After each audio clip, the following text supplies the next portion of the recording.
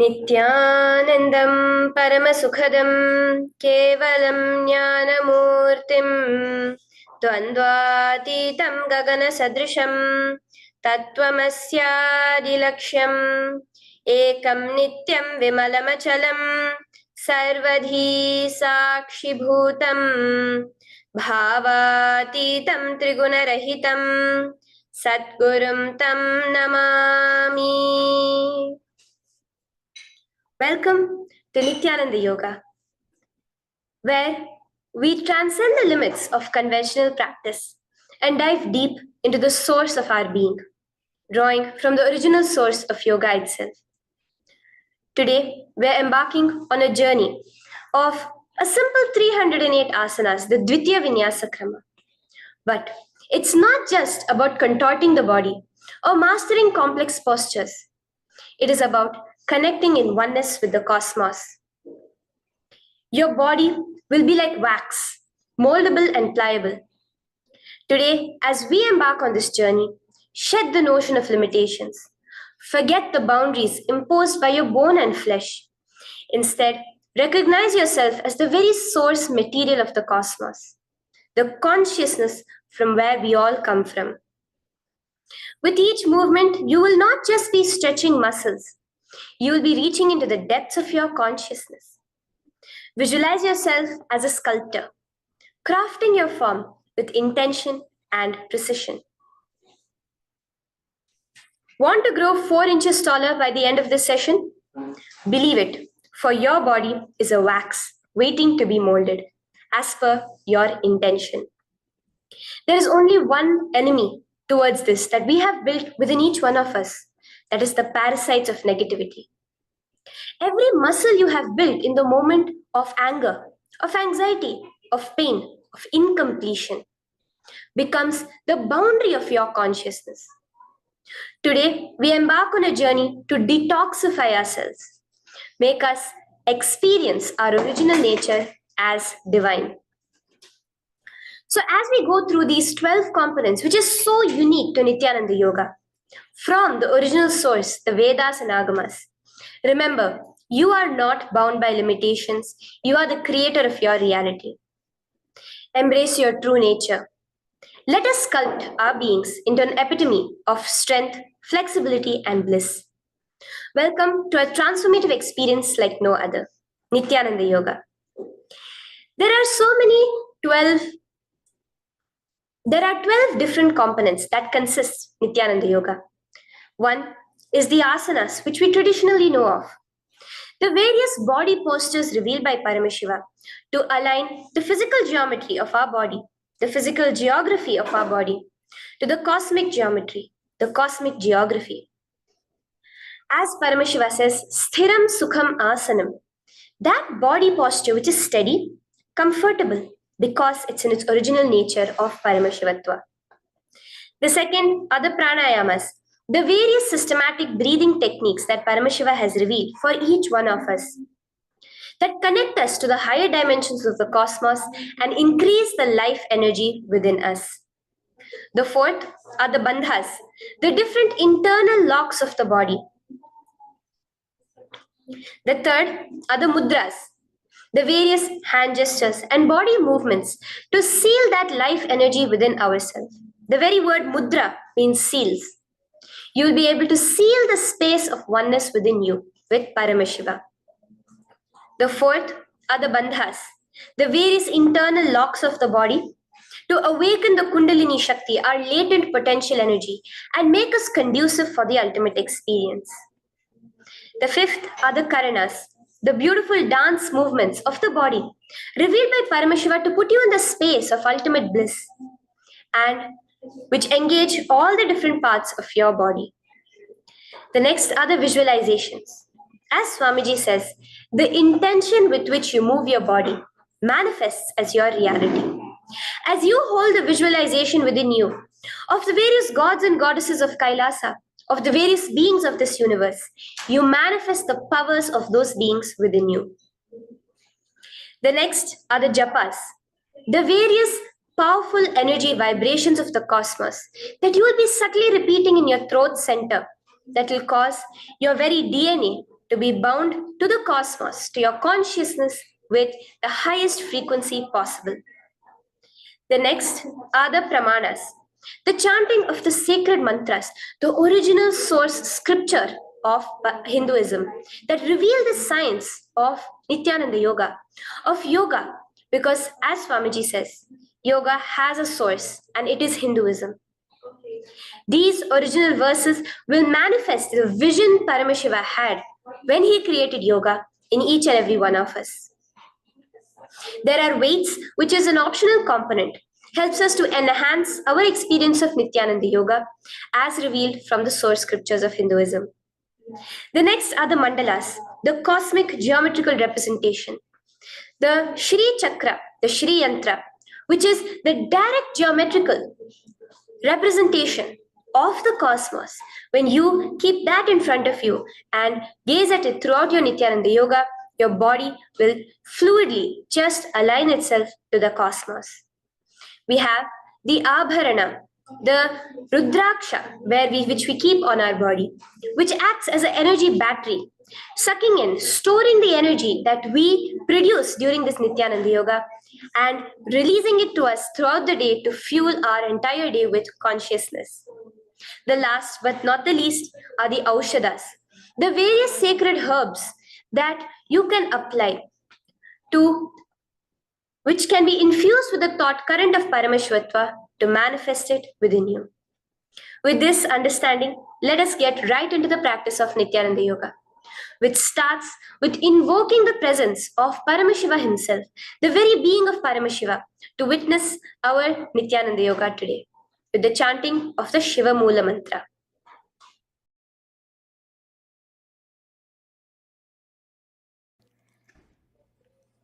Let us now chant the Shiva Mula Mantra 11 times internally. Om Ham Hom Shivaya Namaha. Om Ham Hom Shivaya Namaha. Om Ham Hom Shivaya Namaha. Om Ham Hom Shivaya Namaha. Om Ham Hom Shivaya Namaha.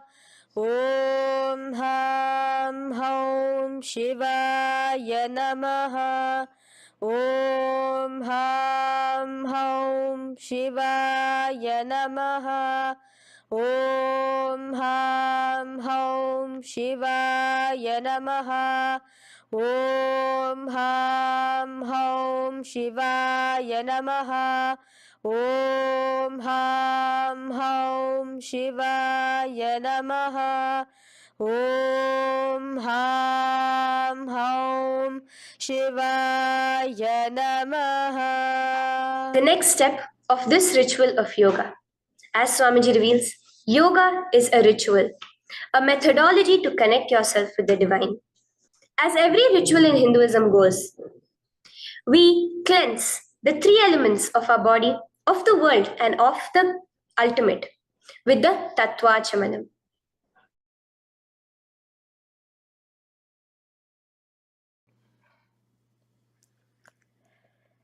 The next is the Tattvachamanam. So now I request all the participants to have the Panchapatram and the Uddharani, the traditional cup and the spoon filled with some fresh water. Now,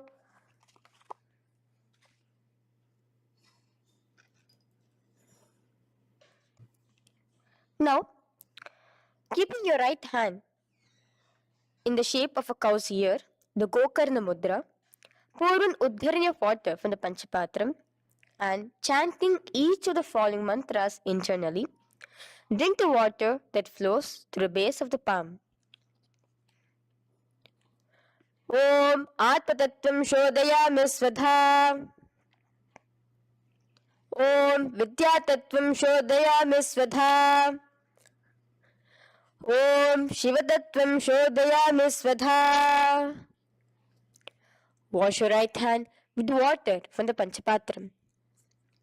Now, chanting the following mantra internally, wipe the upper and lower lips twice using the base of the right hand thumb, moving the hand from right to the left of the lips. Om Ham Hridayaya Namaha. Wash your right hand with water from the Panchapatram. Now, with the tips of right hand index, middle, and ring finger, touch above the upper lips and below the lower lips. Wash your right hand with water from the Panchapatram. Now, with the tips of right hand index finger and thumb joined together, touch your right nostril, left nostril.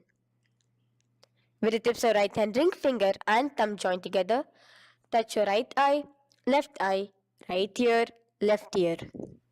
Wash your right hand with water from the Panchapatram. Now, with the base of the right hand thumb and little finger, touch the navel, right chest, left chest. With the right hand, fingertips together, touch the top of the head, right shoulder, left shoulder, and your heart center. With that, we have the Sankalpa. The Sankalpa, the manifestation of our conscious intention. What is it today each one of us want to manifest through Nithyananda Yoga? Hold that in your inner space. Through this conscious intention, which directly happens with the blessings, with the grace of the Supreme Pontiff of Hinduism, Bhagavan Sri Nithyananda Paramashivoham, you will just see your intention manifesting as reality.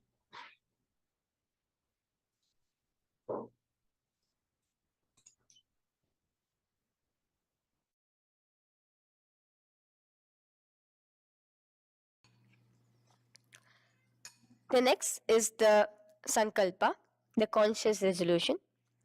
So now I request all participants now to, with your right hand, cover your left palm, which is the Sankalpa Mudra, and keep both the hands on the right thigh.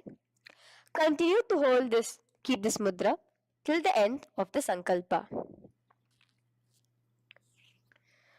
Om Mamopata Samasta Durita Kshayadvara Bhagavat Shri Nithyananda Paramashiva Prityartham Shri Nithyanandeshwari Paramashiva Shakti Sameta Shri Nithyanandeshwara Paramashiva Prityartham Cha Shubhe Shobhane Muhurte Adha Brahmanaha Dvitiya Paradhe Shri Shvetavaraha Kalpe Vaivashvatamanmantare Ashtavimshaditame Nityayuge Prathame Pade Jambudvipe Bharatavarshe Bharatakhande Meroho Dakshine Pashve Shakhabde अस्मिन् वर्तमाने व्यवहारिके प्रभवादीनां षष्ट्याः संवत्सराणां मध्ये शुभनाम संवत्सरे शुभायने शुभऋतौ शुभमासे शुभपक्षे शुभतिथौ शुभवासरयुक्तायां शुभनक्षत्र शुभयोग शुभकरण एवं गुणविशेषण विशिष्टायाम् अस्यां शुभदितौ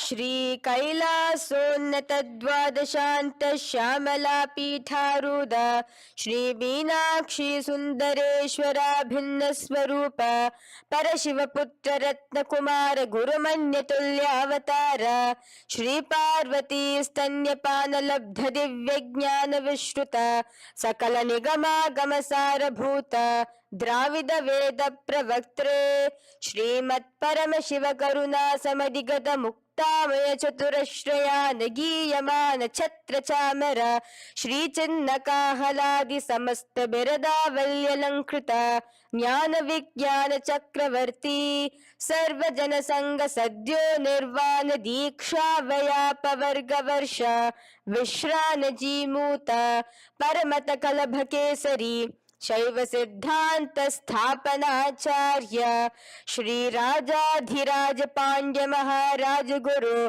क्षपन शाक्यादि महांधकार निवारण ज्ञान भानो वीक्षणा नरहार ध्वजोच्छेदन पूर्वक श्रीमद् वृषभध्वज स्थापक शैव समय कर्त्रे सर्वज्ञ पीठारूढ़ श्री जगद्गुरु श्री ज्ञान संबंध देशिक स्वामी वागीश सुंदर माणिक्य वाचक स्वामिनाम अवतार भूत श्री ज्ञान संबंध स्वामी पुनरुद्धृत श्यामला पीत सर्वज्ञ पीत त्रिनवद्युत्तर द्विशततम गुरु महासन्निधान अरुणगिरि योगीश्वर परंपरागत अरुणाचल सर्वज्ञ पीठ गुरु महासन्निधान कैलास परंपरागत कांची कैलास सर्वज्ञ पीठ त्रयस्त्रिंशदुत्तर द्विशततम गुरु महासन्निधान नित्योत्सव नित्य मंगल नित्य कल्याण नित्य रजित कैलास परंपरागत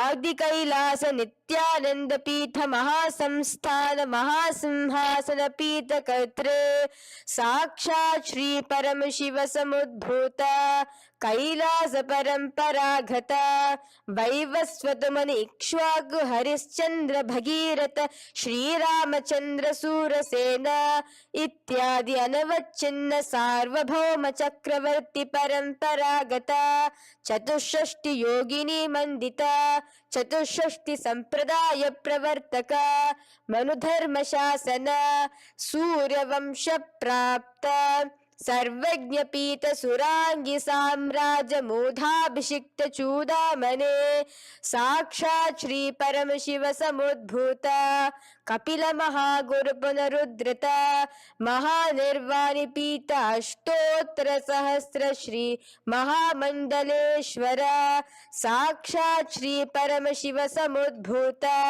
श्री महागणपति समारंभ अनवच्छिन्न पीताधीश्वर गुरु परंपरा प्राप्त अतल पीता अष्टोत्तर सहस्र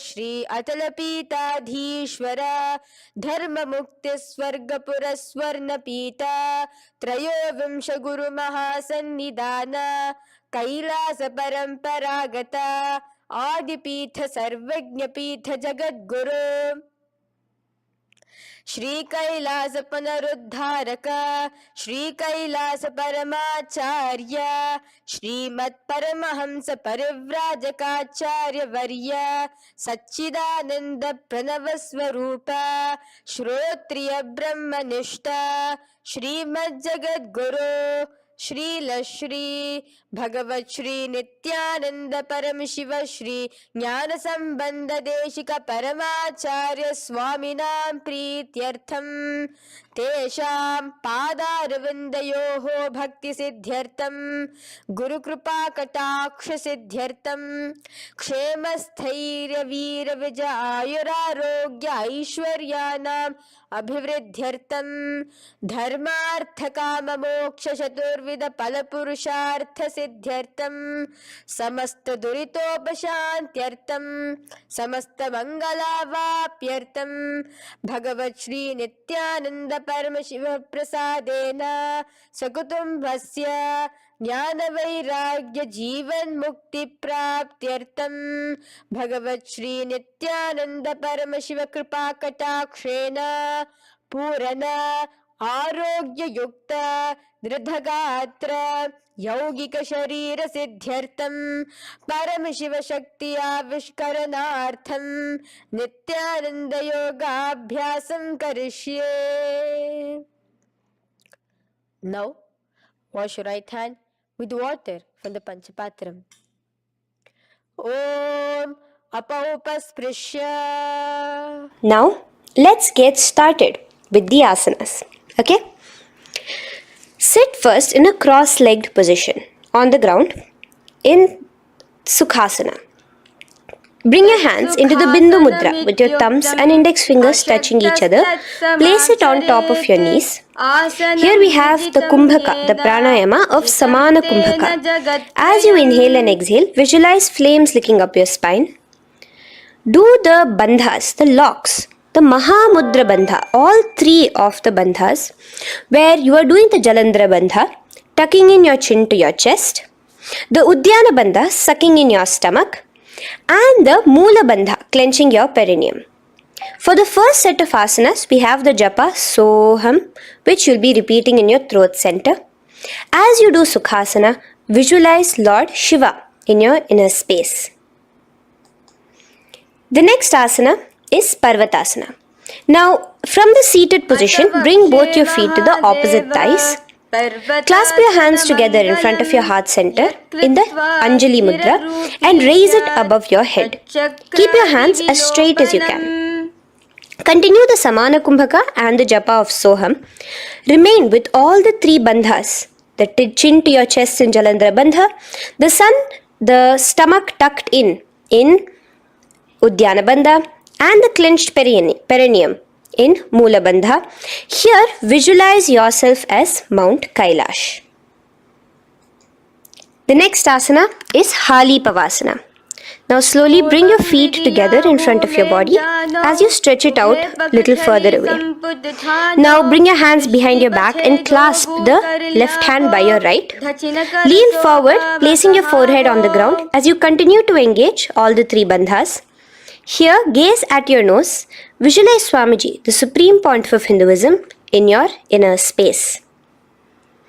Now, in a similar position from Hali Pavasana, just release your hands, slightly get up and bring your hands in front of your body. Place them on the ground, cupping your hands, making a hollow in Nagi Pavasana. Visualize yourself as a snake, gazing at your nose. Continue the japa, the pranayama, and all three bandhas engaged. Now, raise up. This is Kokilasana. Hold your big toes with your index and middle finger in the Prana Mudra. Stretch your legs straight out and upwards. Cross it into Padmasana. Bring it to your opposite thighs. Lean forward and down onto your elbows. Again, tuck your chin into your chest, suck in your stomach, and clench the perineum in the Mahamudra Bandha. Visualize yourself as a bird in Kokilasana. The next is Nithyananda. Now, raise up again. Bring one ankle to the top of the opposite knee. Hold the elbows with your hands. Hold the respective elbows with the opposite hands. Again, engage all the three bandhas and rotate your arms in a circular motion.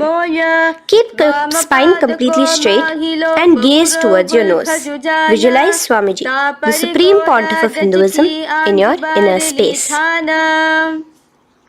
Next is Gajasana. Press your hands onto the ground. You can bring your feet a little back as you raise yourself up, your hips up high. Lower your head and then chest, scooping your body forward again and again. Here, engage the Udyana Bandha, where you suck in your stomach along with the Moola Bandha, clenching the perineum. Visualize yourself as an elephant. Gajasana. Now stop the movement slowly. In another dynamic asana, which is Rikshasana, you will start alternatively pressing the heel of one foot onto the ground while lifting the other heel up. Repeat this again and again. The next is Vaishyasana. Now slowly come to a standing position. Stand tall on the tips of just your big toes. Keep your head neck straight line. And bring the middle, index and ring fingers to your heart in the Hridaya Mudra. Continue engaging the Udyana Bandha. Visualize Swamiji in your inner space. Here we have a very interesting movement, which is the Karanas, the dance movements. So the first Karana is Urdhva Janu Karana, which literally means the raised knee. So now stand in the Aramandi position, which is your heels touching together, the toes facing outwards, almost at a 45-degree angle. Bend your knees low And keep both your hands at your chest, elbows parallel to the ground. Twist one knee towards the center of your body. Raise it up, back across the body back to the original position. Simultaneously with the leg movement, follow it with your respective hand, up and across the body. Repeat this alternatively on both sides. Now, in Balalingasana, come back to a standing position straight and interlace your fingers from outside in. This is the Sarva Vashankari Mudra. Hold on to your knee, pulling it up towards your chest. Pull it tight. Continue to keep your spine straight. Engage all the three bandhas, the Jalandhara Bandha, the Udyana Bandha and the Moola Bandha. As you are holding your knee, visualize yourself holding, caressing a baby. Balalingasana. The next asana is Pada Pidanasana. Now the same foot which is raised, clasp it with your hands and pull it behind towards your body, holding it with both your hands. Again, engage all the three bandhas, standing tall. Visualize Swamiji, the Supreme Pontiff of Hinduism, in your inner space.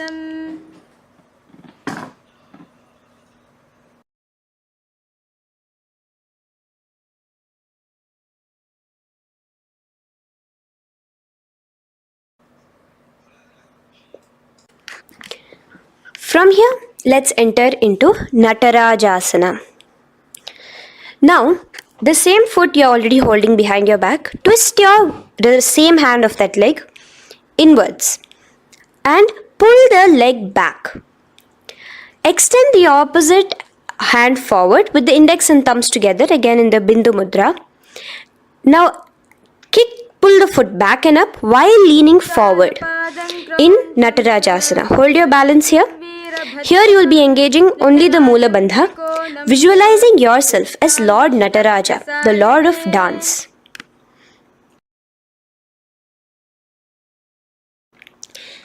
Now again let's repeat Balalingasana on the other side with the other leg. Pull it up towards your chest with the hands in the Sarva Vashankari Mudra. Engage all the three bandhas as you visualize yourself holding and caressing a baby. Now pull your foot back into Pada Pidanasana on the other side. Remain with all the three bandhas engaged. Visualize Swamiji in your inner space. And lean forward. Now, hands stretched in the Bindu Mudra into Natarajasana. Balance there as you visualize yourself as Lord Nataraja. Now, come back to a standing position. Release your leg. Gain your balance. As we enter into the Ardha Rechita Karana. Now again bring yourself to the Aramandi position, heels together, toes pointed outwards and knees bent. Now from this position, bring your right foot onto the tips of the toes behind the left heel. The heel should be up. Bring your left hand towards your chest, parallel to the ground again, and extend the right arm out and wide like a pendulum. Bring it back towards your chest. Now while your arm is swinging, remember to move your fingers one by one inwards towards the palm and then outwards. Now place the right hand over the nose. Uncross your ankles. Let's do this on the other side also. Cross the left ankle behind and stretch the left hand out like a pendulum.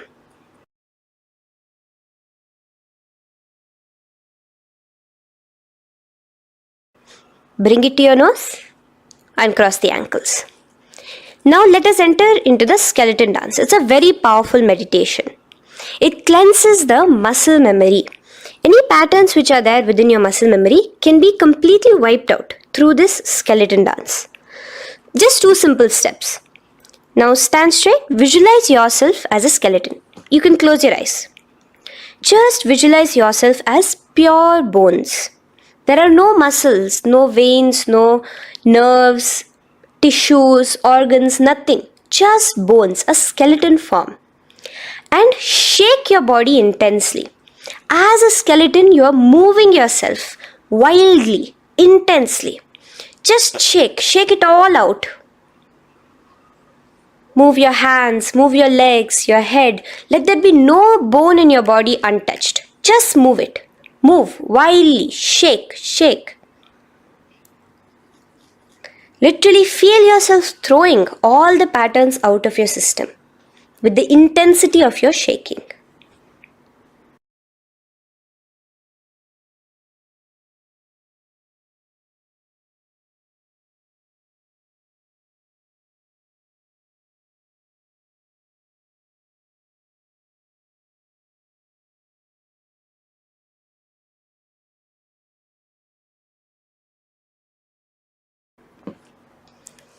Now slowly calm down. Take a few steps, gain your breath back. That's a powerful meditation we did. Let us do the next Karana. Again, come back to a standing position. Do the Aramandi. Your toes outwards, knees bent with your feet together. Now here, raise your hands above your head. Keep your palms completely straight and cross the wrists with the palms facing forward and the back of the hands outward. Now from the crossed wrists, uncross the wrists, spreading your arms out wide while you turn your hip towards the side. Turn by the waist sideways. Bring your hands back over the head and turn on the other side. Repeat this on the other side. Do it again. Let's twist out. Come back to the middle and twist out again. This is the Kati China Karana. Now stand tall. Raise your hands above your head. Bring yourself to the top of the tip of your toes. Let your hands face each other parallel to the ears. You're tall, pushing yourself, stretching yourself. Again, engage all the three bandhas. Tucking in your chin to the chest, sucking in your stomach and clenching your perineum. Visualize yourself as a palm tree. We have the japa changing over here where you will be repeating Shivoham in your throat center. Tadasana. Now, as we enter into Uttanasana, relax and lean forward, bringing your hands on by the ground next to your feet. Keep your palms flat on the ground. Try your best. Engage all the three bandhas. Remain with all the three bandhas engaged as you visualize Swamiji, the Supreme Pontiff of Hinduism himself, in your inner space. Now jump your feet back into Tarakshvasana, coming to a plank position. Keep your hands shoulder width apart. Be steady there. Chuck in your chin to your chest in the Jalandhara Bandha as well as engaging the Moola Bandha. Now rotate your head while in the Jalandhara Bandha from shoulder to shoulder, side to side. This is Tarakshvasana. Visualize Swamiji, the Supreme Pontiff of Hinduism, in your inner space. Yes. Now lay flat onto the ground in Bhujangasana. Lower your entire body down. Now point your toes backwards. Keep your hands by the side of your chest and push yourself off the ground. Remember to use the strength of your lower back to hold yourself up. Open your mouth wide. Inhale through the hollow of your throat and exhale through your nose. This is the Bhujangani Mudra. In Bhujangasana, you will visualize yourself as a cobra. Now come back into a plank position. So you can tuck in your toes and come back into a plank position. In Shashasana, alternate bringing one knee towards your chest, back and forth. So you'll bring one knee front, push it back and bring the other knee. Repeat this again and again. Do the Sahaja Kumbhaka. Simple breathing in, breathing out. Engage the Moola Bandha, clenching your perineum. Visualize Swamiji, the Supreme Pontiff of Hinduism. Okay. Now place your legs back into the plank position as we enter into Rathasana. Again, bring one foot between your hands and alternate jumping one foot back and bringing the other foot forward simultaneously. Again and again. Continue the Sahaja Kumbhaka and the Moola Bandha engaged as you visualize yourself as a chariot, a Ratha, in Rathasana. Now, into Veerabhadrasana. remain one leg in between your hands. So as you jump, one leg comes between your hands, stop in that position, one leg stretched back, and raise yourself up into a standing position. So the front foot will be pointing forwards and bent at a 90-degree angle. The knee will be bent at a 90-degree angle. The other leg, which is extended back, the foot will be pointed sideways at a 45-degree angle. Now raise your palms, hands up, parallel beside your ears. Do the Uddiyana Bandha along with the Mula Bandha, pulling in your stomach in. Gaze towards your third eye as you visualize yourself as Lord Veerabhadra. Now relax down, switch your legs around, and let us do Veerabhadrasana on the other side. Stretch your hands up, gaze towards your third eye, suck in your stomach in the Uddiyana Bandha, and visualize yourself as Lord Veerabhadra. Okay, bring your feet together now. Let us move into Vrikshasana. Now stand tall, gain your balance here slowly. Bring one foot towards the inner thigh. Bring your palms together, raise them up above your head in the Anjali Mudra. Keep your elbows as straight as you can. Again, continue the Uddiyana Bandha, sucking in your stomach. Gaze forward, hold your balance, visualize yourself as a tree, the stability of a tree in Vrikshasana. Now, slowly bring your hands down. Now the foot which is in your inner thigh, bring it towards the opposite, to the root of the opposite thigh. Bring your hands in the Namaskar Mudra in front of your heart center together and visualize yourself here as Lord Garuda, just engaging the Mula Bandha alone here. This is Garudasana. Now let us repeat Vrikshasana on the other side. Slowly put your foot down. Bring the other foot to the inner thigh. Raise your hands above your head. Suck in your stomach in the Uddiyana Bandha and visualize yourself as a tree. Let's repeat Garudasana on the other side. Slowly bring the foot to the opposite thigh and lower your hands to be in front of your heart center. Release the Uddiyana Bandha, just engaging the Mula Bandha, clenching your perineum. Visualize yourself as Lord Garuda, the eagle vehicle of Lord Mahavishnu. Okay, bring both your feet to the ground now and spread them far apart from each other. Now keep one leg toes pointing forward and the other set of toes pointing sideways. Straighten your arms out parallel towards the ground. Bring your front arm down towards the front foot, beside your foot, while the other arm extends towards the sky. Visualize yourself as a triangle in Trikonasana. Now raise up and let's repeat Trikonasana on the other side.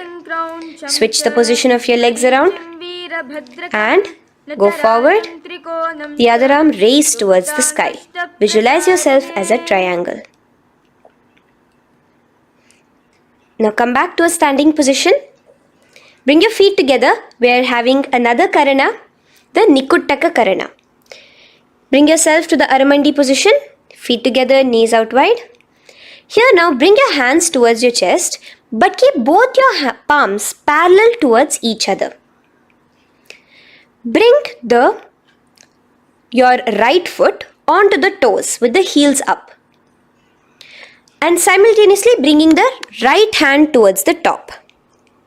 Now drop the right foot, simultaneously lifting the left foot onto the toes and switch the hands position. Now the left hand is on the top and the right hand is on the bottom. Repeat and let us do this repeatedly. Okay, relax now, come back to a straight position and sit down onto your toes. Sit on your heels with your toes on the ground, knees raised up off the ground, together in front of you in Angushtasana. Bring your hands together in the Namaskara Mudra in front of your heart center. We have a very interesting pranayama over here, which is the Bhramari Kumbhaka, where you will be subtly buzzing like a bee as you do this asana. The japa we will be entering into is Sadashivoham. In Angushtasana, engage the Mula Bandha as you visualize Swamiji, the Supreme Pontiff of Hinduism, in your inner space. Now in the same position, slowly bring your hands to the ground. Balance yourself as you stretch one foot forward, sitting on the heel of one foot and the other foot stretched forward, toes pointed upwards. Bring your hands to the Vara Mudra, just the tips of the finger on the ground while the palm faces forward, both your hands. Continue to engage the Mula Bandha, clenching the perineum as you visualize Swamiji, the Supreme Pontiff of Hinduism, in your inner space. Now, stretch, the leg is stretched forward, right? Stretch the same hand, the respective hand forward and clasp onto the big toe of that foot in the Prana Mudra with your index and middle fingers. The other hand, bring it to the back of the respective heel in Vidhunanasana as you visualize Swamiji in your inner space. Okay, bring your 2 feet back together as we repeat Saurasana on the other side. Stretch your left leg forward now. Palms in the Vara Mudra on the ground. Visualize Swamiji in your inner space.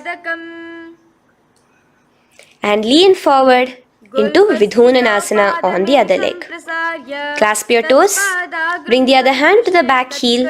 Continue to visualize Swamiji.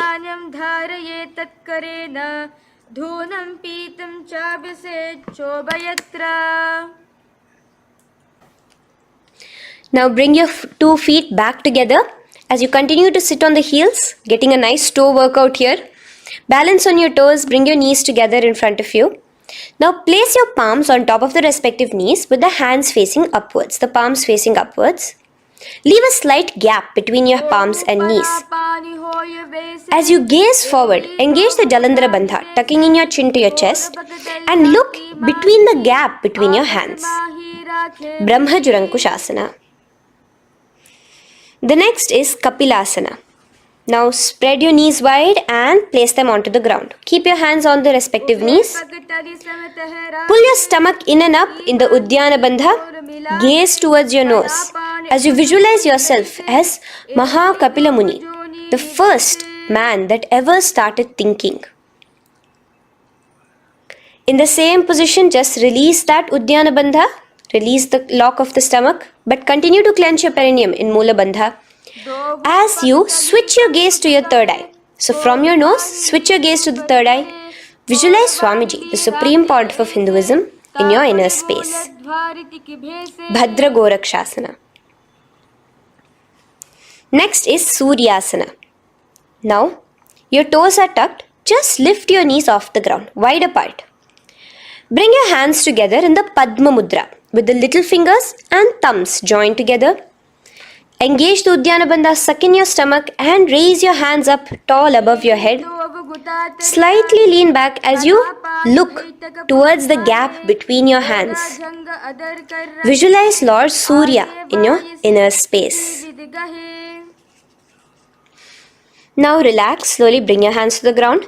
Sit on top of your heels, the toes flat. Here, keep your hands on top of your knees and lift your tongue up against the roof of your mouth in the Manduki Mudra. Do the Sahaja Kumbhaka, simple breathing in and out. Engage the Mula Bandha, clenching your perineum. With the Japa Sadashivoham, repeating in your inner space, here you will visualize yourself as a frog in Mandukasana. Your tongue pressed against the upper palate. Is your frog-like tongue catching the nectar of immortality dripping from your Sahasrara Chakra? Gaze towards your third eye in Mandukasana. Now from here itself, moving into Uttana Mandukasana. Just bring your hands to the opposite shoulders, remaining in the same seated position. Continue with the Uddiyana Bandha engaged, gazing at your third eye. The Manduki Mudra, tongue pressed against the top of your palate, visualizing yourself as a frog in Uttana Mandukasana. Slowly bring your hands out from behind your back. Now slightly raise up and cross your ankles behind you. Sit on top of your crossed ankles. Keep your knees wide and your fingers spread on the top of your knees, both your hands. Open your mouth wide and stick out your tongue, exhaling forcefully. Gaze at the tip of your nose. Repeat this several times because you're visualizing yourself as a lion in Simhasana. The next asana is Bhadrasana. Now you can release yourself and uncross your ankles. Just keep your toes crossed behind you. Again, sit on top of your heels, keeping your knees wide apart. Cross your hands behind your back, hold on to the big toes in the Prana Mudra with your index and middle fingers. Apply the Jalandhara Bandha, tuck in your chin to your chest along with the Mula Bandha, sucking in your perineum. As you gaze towards your nose, here, resume the Brahmari Kumbhaka, buzzing like a bee subtly in your inner space as you visualize Swamiji, the Supreme Pontiff of Hinduism, in your inner space. Now, bring your hands out from behind you. As you bring yourself to a squatting position. Keep your feet flat onto the ground as close together as possible, but your knees opened wide. Bring your body in between your knees, your torso in between your knees, and take your arms in and around your knees towards the back, clasping your fingers, interlacing your fingers behind you in the Parashu Mudra. Gaze towards your nose. Visualize yourself as a crow in Kakabhusandhi Asana. The next asana is Kani Pavasana. Unclasp your hands and place them flat onto the floor. Keep them shoulder width apart for good balance. Now, slowly bring your knees to the back of your arms, above the elbows. Lean your chin forward and down. Keep your gaze steady as you lift your feet off the ground. In Kani Pavasana, visualize Swamiji, the Supreme Pontiff of Hinduism, in your inner space. Now in the same position, slowly lower your head to the ground and stretch your legs up high, forming a tripod between your two hands and your head in Kapali Asana. Gaze at your nose, continue the Brahmari Kumbhaka, continue engaging the Mula Bandha and the Japa of Sadashivoham. Visualize Swamiji in your inner space. The next asana is Parshva Mayurasana. Slowly bring your feet down. Yes, relax. And now squat on your toes with your knees together and twist your body. Place both the hands to one side of your knees. Now bring one of your elbows to the knee and the other of your elbows towards the hip. Lean onto your arms, balance, extending your legs out to the side. Gaze towards your third eye, visualizing yourself as a peacock. In Parshva Mayurasana, as you do the pranayama, the Rechaka Kumbhaka, let your exhalations be prolonged and your inhalations be slightly shorter. Now relax, bring your feet to the ground and bring your body to the other side of your knees as you repeat Parshva Mayurasana on the other side. Lean forward, stretch your legs, gaze at your third eye. Visualize yourself as a peacock. Now let's do Bhairaganathasana. Now come again to a plank position. Place your hands down, stretch your legs back and bring one foot around your shoulder to be placed in between both your palms. Gaze at your third eye. Just engage the Mula Bandha, clenching your perineum. Here, this is Bhairaganathasana. Visualize yourself as Lord Kala Bhairava. Slowly bring your foot out and bring the other foot in between your palms, remaining in the plank position. Continue to visualize yourself as Lord Kala Bhairava in Bhairaganathasana on the other side. The next asana is Unmukha Pithasana. Now from the same plank position, bring your forearms onto the ground. Be steady as you walk your feet closer towards yourself, forming like a slight mountain. In Unmukha Pithasana, gaze at your third eye. Continue the Rechaka Kumbhaka. Visualize Swamiji in your inner space. The next asana is Vashishthasana. Now, just raise yourself onto one of your hands. So release your forearms off the ground and raise yourself onto your right arm. And keep your body completely parallel to the ground as you raise your left arm straight above your head. Visualize yourself as Rishi Vashishta as you do the Vashishthasana. Gaze towards the hand on the top. Now slowly bring that hand down. As you switch the hands, bringing your right hand up towards the sky. Balance there, completely straight on your toes. As you visualize yourself as Rishi Vashishta, the Guru of Bhagavan Sri Rama. Now, bring your feet forward into Anjaneyasana. So here you will be sitting on your hips with your legs pointed forward and sit on top of your hands. So keep your palms facing upwards and sit on both your palms as you tuck your elbows into your body. Do the Rechaka Kumbhaka, continue the Rechaka Kumbhaka. Engage the Jalandhara Bandha, tucking in your chin to your chest, gaze at your nose, visualize yourself as Lord Hanuman in Anjaneyasana. Now, slowly release your hands from under your body as you lean forward into Paschimottanasana. Clasp your respective toes with your index and middle finger. Lean forward and down, bring your elbows to the ground, your forehead towards your knees. Engage all the three bandhas, the Mahamudra Bandha. As you visualize Swamiji, the Supreme Pontiff of Hinduism in your inner space, with a new japa, Mahasadashivoham, starting here.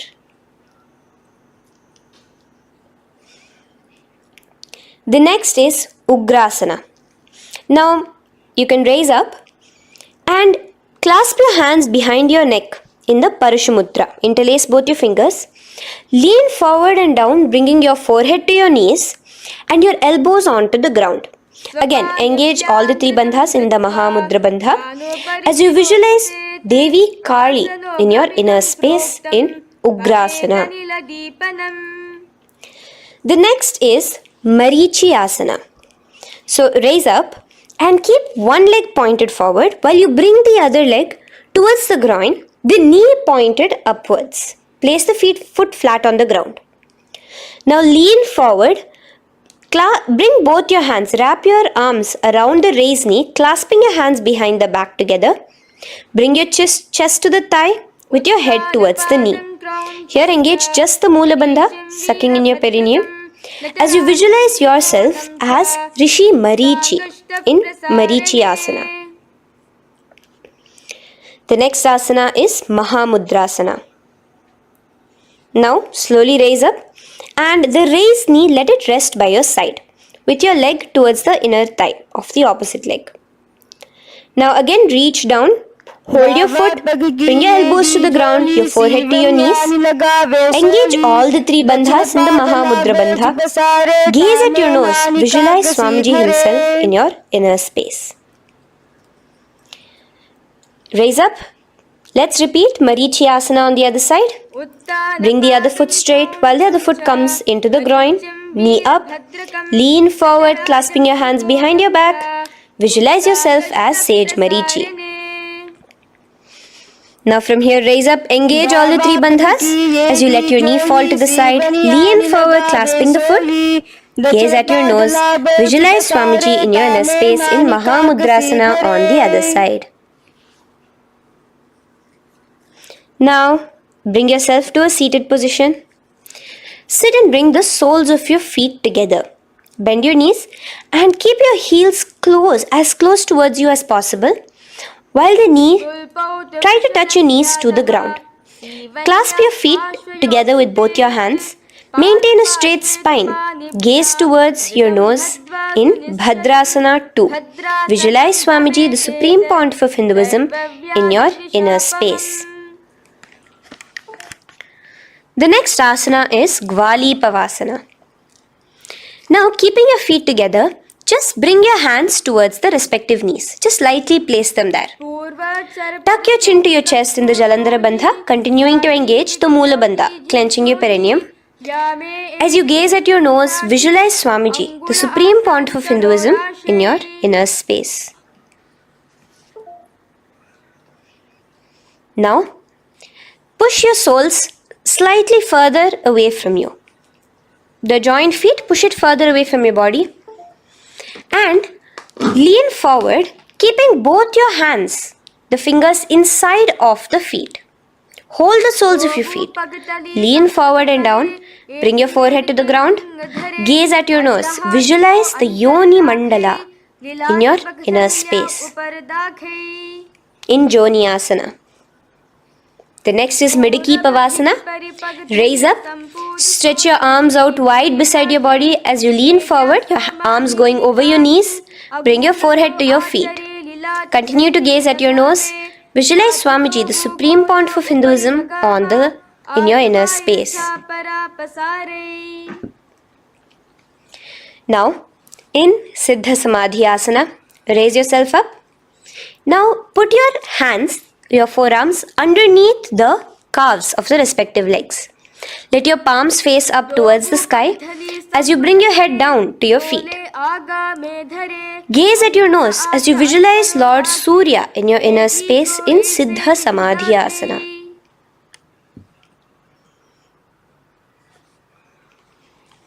The next asana is Chiniki Pavasana. Raise up now. Bring both your feet together in front of you. Bring your feet back close to your body. Now place your hands underneath both the feet and pull your feet open like a book facing towards the sky. Both your feet. Press your elbows onto your thighs near the knees and gaze towards your nose, visualizing Swamiji in your inner space in Chiniki Pavasana. Giving yourself a nice stretch. Now release your feet and bring your hands to the respective knees. Gently push down on your knees, pushing it towards the ground. Suck in your stomach in the Uddiyana Bandha. Gaze at your third eye, visualizing Swamiji in your inner space. This is Charapata Chokasana. The next asana is Bhairavasana.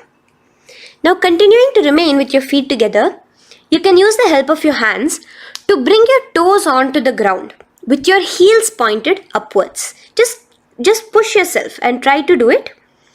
Continue to remain with the Uddiyana Bandha engaged, your stomach sucked in. Bring your hands to the Bindu Mudra with the index and thumbs together on top of the knees. Gaze at your third eye. Visualize yourself as Lord Kala Bhairava in Bhairavasana. The next asana is Samanasana. So slowly you can bring your feet out from underneath. Take now one foot towards your chest, holding with both your hands as the other foot rests by the perineum. Pull the sole onto your chest. Gaze at your third eye. Visualize yourself holding the breath in the Mooladhara Chakra, the Chaturdala, the 4-petal lotus of your body. Gaze at your third eye. Visualize Swamiji, the Supreme Pontiff of Hinduism, in your inner space in Samanasana. From here, let's move into Apanasana. Now, the foot that you have towards your chest, just bring it over your shoulder and place both your palms onto the ground beside you. As you lift the leg by your perineum, stretch it out and lift it up high into the sky in Apanasana.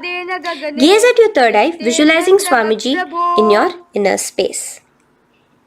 Let's repeat Samanasana on the other side. Bring your foot down. Clasp the other foot towards your chest. Gaze at your third eye, visualizing Swamiji in your inner space. And bring the foot onto your shoulder as we repeat Apanasana on the other side. Stretch your leg out straight in front of you, up high towards the sky, gazing at the third eye, visualizing Swamiji in your inner space. Okay, relax slowly. Let's move into Gomukhasana. Now, sitting in a seated position, cross one leg over the other, like over, and align the knees together at the center of your body and the feet by the opposite hips. Place both your hands on top of the stacked knees. Gaze at your nose. Here we have a beautiful pranayama, very cooling pranayama, which is the Sheetkari pranayama, where you will be inhaling through your clenched teeth with your tongue pressed against behind your teeth and exhaling through your nose, creating a hissing sound. The japa will be for the next sequence of asanas. Om Nithyananda. Visualize the face of a cow in Gomukhasana. Now keep your knees crossed. From the knees, bring your hands towards the respective toes on the side of the body. Clasp the big toe in Pranamudra. Suck in your stomach in the Udyana Bandha. Visualize yourself as Rishika Anasuya in Anasuyasana. Now in Anusuyasana 2, just bring your hands behind your back, clasped together, interlaced fingers in the Parashamudra. Lean forward and down. Try to bring your nose to touch the ground in front of you. Just visualize yourself as Rishika Anasuya and gaze at your nose. Anusuyasana 2. Raise yourself up now. Now bring one foot towards the perineum, knee resting on the ground. Raise your other foot with the foot in front of the lying down foot, knees pointed upwards towards your chest. Place your hands on the respective knees. Keep your spine tall, chest out. Gaze at your nose. Visualize yourself as Lord Garuda, the eagle vehicle of Bhagavan Mahavishnu. Garudasana 2. From here, moving into Naradasana. Now, keep both your hands, bring both your hands behind your neck and clasp them in the Parashamudra. Interlace your fingers behind your neck. Twist outward of the raised knee. Just keep your whole body outside of the raised knee. Gaze towards your third eye, visualizing yourself as Devarishi Narada in your inner space. From Naradasana, let's enter into Matsya Pithakasana. Place one foot on the top of the opposite thigh. Wrap your respective arm across the knee, holding on to the opposite shin. Extend the opposite hand straight. Hold on to the respective toe with the index and middle fingers in Prana Mudra. Gaze towards your nose. Visualize Matsyavatara, the fish form of Bhagavan Mahavishnu in your inner space in Matsya Pithakasana.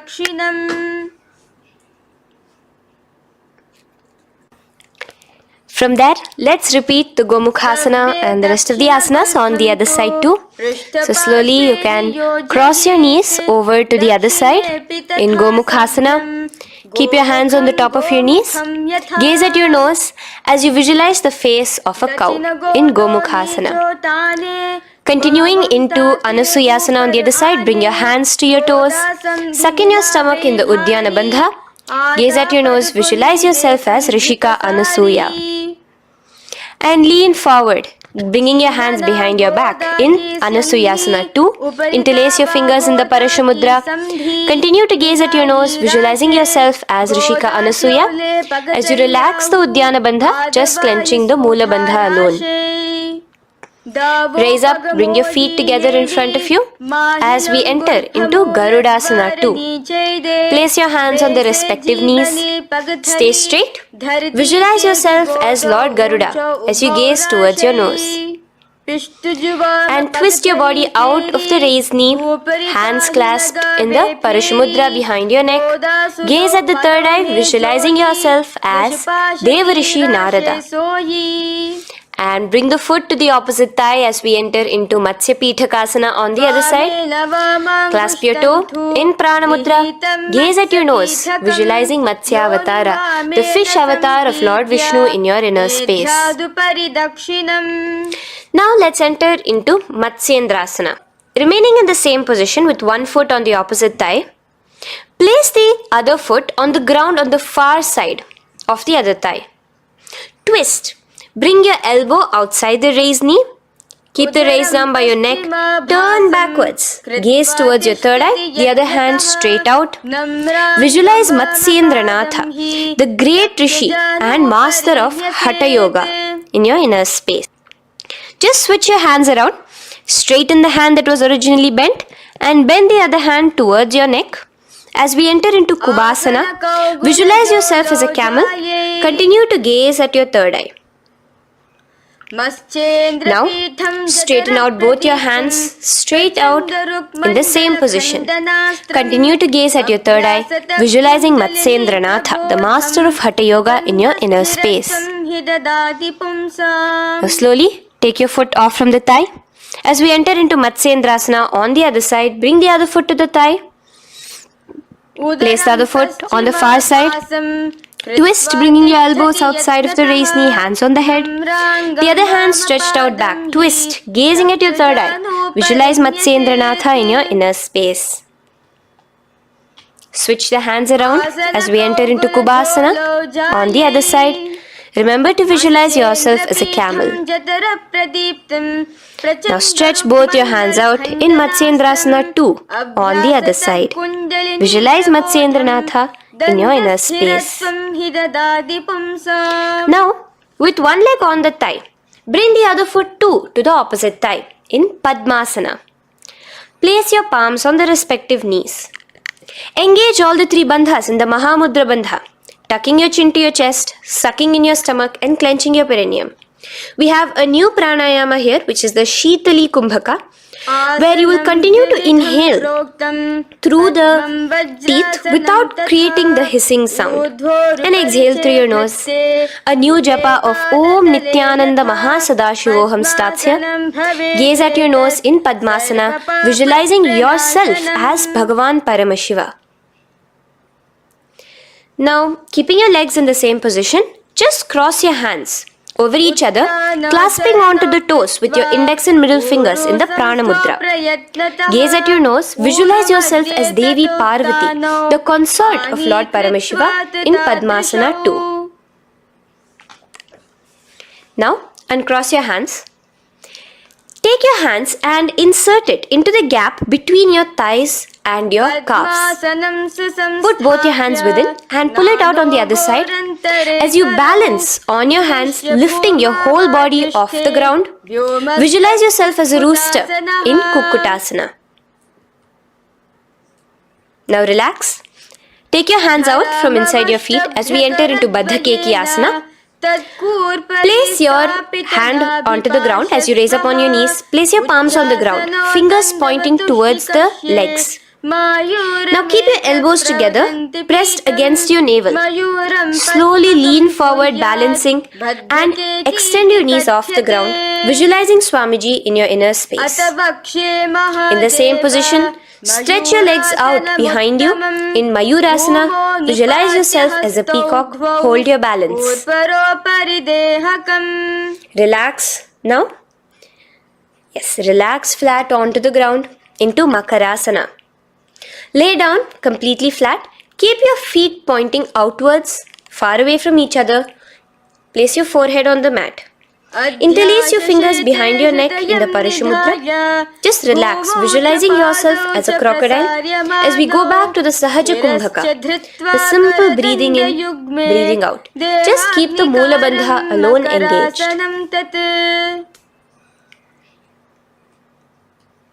The next asana is Shalabhasana.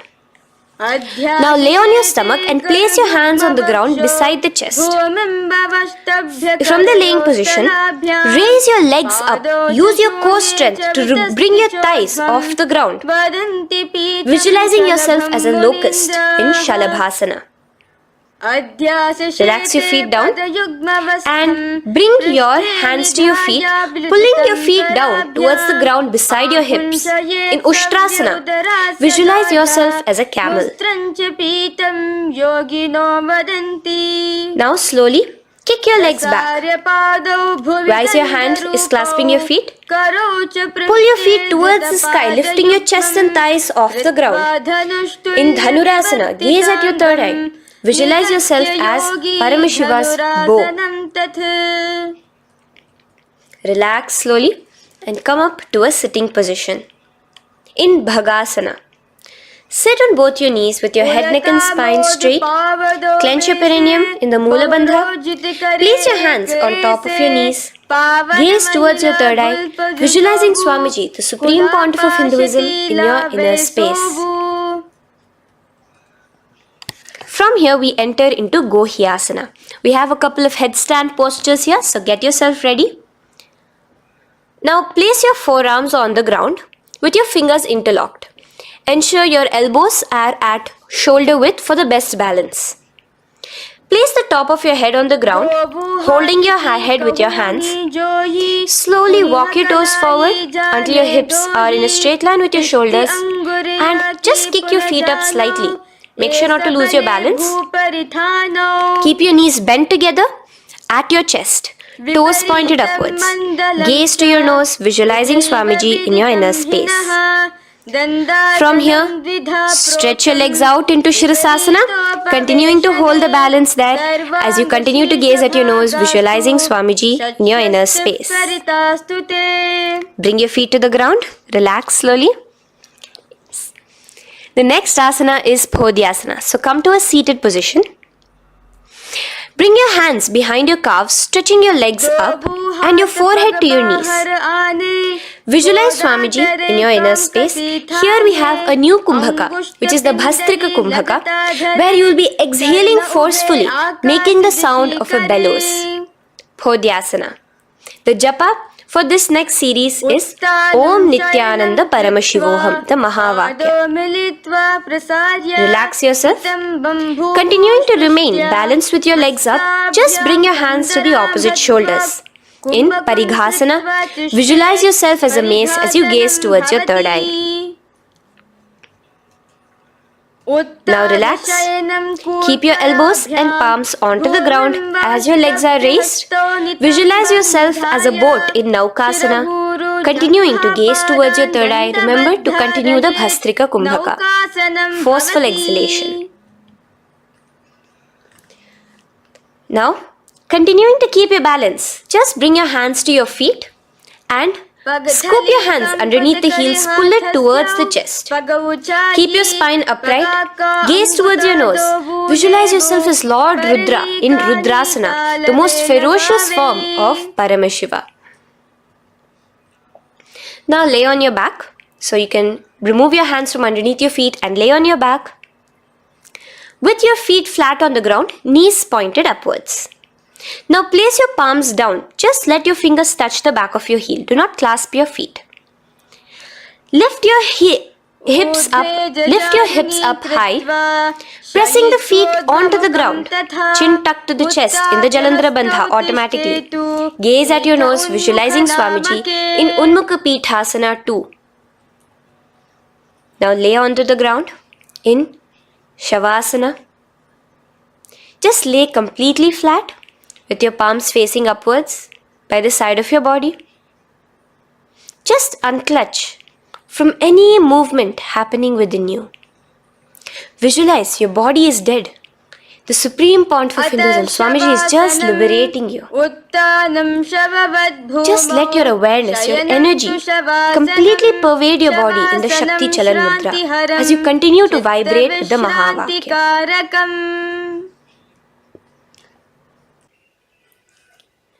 Roll over to one side and come to a seated position. Feel the life entering your body back. In a seated position, let us get continued with the sequence. We have 200 asanas more to go, starting with Yathasanishtasana. In Yathasanishtasana, sit in any posture you are completely comfortable in. Bringing your hands into the Bindu Mudra with the thumbs and index touching. Start off with the Samana Kumbhaka. As you're inhaling and exhaling, feel flames licking up your spine. Clench your perineum in the Moola Bandha with the japa Om Nithyananda Paramashivoham for the remaining of the sequence. Visualize Swamiji in your inner space. From here, moving into Samasana, where you bring your feet to a cross-legged position. Keep your hands on your knees with the thumbs and index touching in the Bindu Mudra. Just inhale and exhale as you visualize Swamiji in your inner space. The next is Muktasana. Press your left foot against your genital region. Place the right foot on top of your left. Keep your hands facing downwards on top of your knees. Sit straight, gazing towards your nose. Visualize yourself as a sage liberated by Swamiji himself. Now, continue to remain in the same position as we go into Siddhasana, where your gaze will be switching from the nose to your third eye. Continuing to visualize Swamiji in your inner space, ensure the Moola Bandha, the perineum, is locked. in Siddhyasana now. Continuing the same position. Engage all the three bandhas. Sucking in your stomach, bringing your chin to your chest in the Mahamudra Bandha. Switch the gaze to the ground in front of you from your third eye. Visualize Swamiji in your inner space. Now, relax the Udyana Bandha and Jalandhara Bandha. Just keep the Moola Bandha, the perineum alone clenched, as we enter Rudrasana 2, where your legs will remain in the same position, just your hands alone, from resting on your knees, will turn around to the Bindu Mudra, the thumbs and index touching. Gaze towards the third eye, visualize yourself as Lord Rudra, the fierce dimension of Paramashiva. The next is Santadhunasana. Keep your hands in the Bindu Mudra, your legs crossed in the same position. As you switch your gaze from your third eye to your nose, visualizing Swamiji, his tranquility, unshakable nature. Now, relax the Bindu Mudra, keep your legs in the same position, and bring your hands to your navel, cupping one palm over the other in the Samputa Mudra. It looks sort of like a lotus bud. Continue to visualize Swamiji in your inner space in Siddhasana 2. The next asana is Bandha Yoni Asana. Maintaining one heel over the other in the same position of the legs, bring your hands to your face in the Shanmukhi Mudra. So just listen carefully now. Bring your little fingers beneath the bottom lip of both hands. Your ring fingers above your upper lip. Your middle fingers closing your nose, your nostrils. Your index finger covering your eyes. And your thumbs pressed into your ears. This is Bandha Yoni Asana, visualizing Swamiji in your inner space.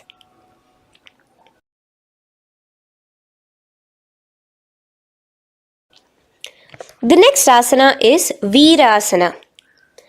Now, you can remove your hands from your face and bring one foot onto the thigh, onto the opposite thigh, and the other foot underneath the thigh. Keep your hands in the Bindu Mudra, thumb and index fingers together on the top of your knees as you embody the space and state of bravery, Veera, in Virasana. Now, changing the leg position again as we enter into Valmikasana. Keep your left heel on the right side of the generative organ, toes under the thigh. Keep your right foot on top of the left leg, toes by the knee. Again, bring your hands into the Bindu Mudra on top of the knees. Gaze towards your third eye. Visualize Rishi Valmiki, the poet, the first poet and author of Ramayanam. The next asana is Joni Mudrasana. So you're going to remain here as you switch your gaze to your nose, visualizing the Yoni Mandala, a beautiful formation, divine cosmic geometry, representing Devi, Shakti, a symbol of the creative energy of the universe in Joni Mudrasana. In the same position, switch your gaze to your third eye, continuing to visualize the Yoni Mandala in your inner space. Now, let's move into Bhadrasana 3. So bring your feet, the soles of your feet together, uncross them and bring them together in front of your body. Hold it with both your hands, pulling it against you. Push your knees down towards the ground. As you gaze at your nose, suck your stomach in the Udyana Bandha. Visualize Lord Veerabhadra in your inner space. Bhadrasana 3. In the same position, we are entering into Aghorasana, where your left hand will rest on top of the left knee, while your right hand comes towards your face. Now, do the Khechari Mudra, where you are bringing your tongue towards the upper palate, gazing towards your third eye. Now, with your right hand, cover your mouth, close the left nostril with your index finger, inhale through the right nostril. Close both the nostrils, hold your breath and exhale through the left nostril in the Abhyantara Kumbhaka. Repeat this on the other side. Visualize yourself as an Aghori, completely dedicated to Paramashiva in Aghorasana. The next asana is Kaneri Pavasana. So you can distance your feet a little away from your body. As you lean forward, place your elbows onto the soles of your feet and rest your chin on your palms. Gaze at your nose, suck your stomach in Uddiyana Bandha. Here, continuing with the Rechaka Kumbhaka, where your exhalations are prolonged than your inhalations, visualizing yourself as a female elephant drinking water in Kaneri Pavasana. The next asana is Parasana. So now, come to a seated position, raise yourself up and keep your knees raised. Bring your hands underneath your knees, between your calves and thighs, and clasp them together. Interlace your fingers in the Parashamudra in front of your navel. Lift your feet off the mat.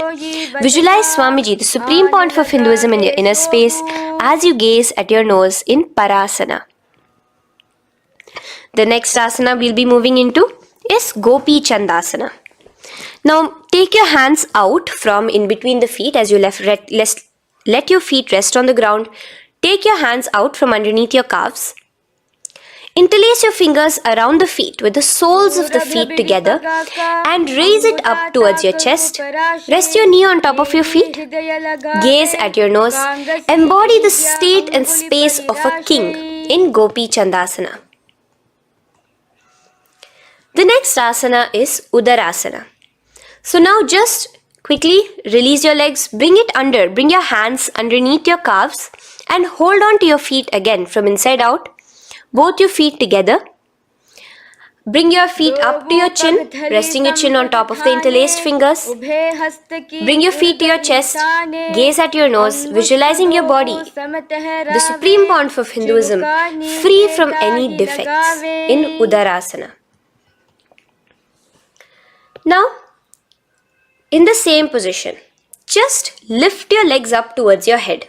Let the top of your hands come towards the top of your head, your forehead. And this is Vishishtasana. Visualize yourself excelling in everything in this posture. Now, slowly relax. Keep your hands underneath your shins as you take your hands up to the shoulder, pulling your hand and interlacing your fingers behind your neck. In Bhujasana, visualize yourself as a cobra.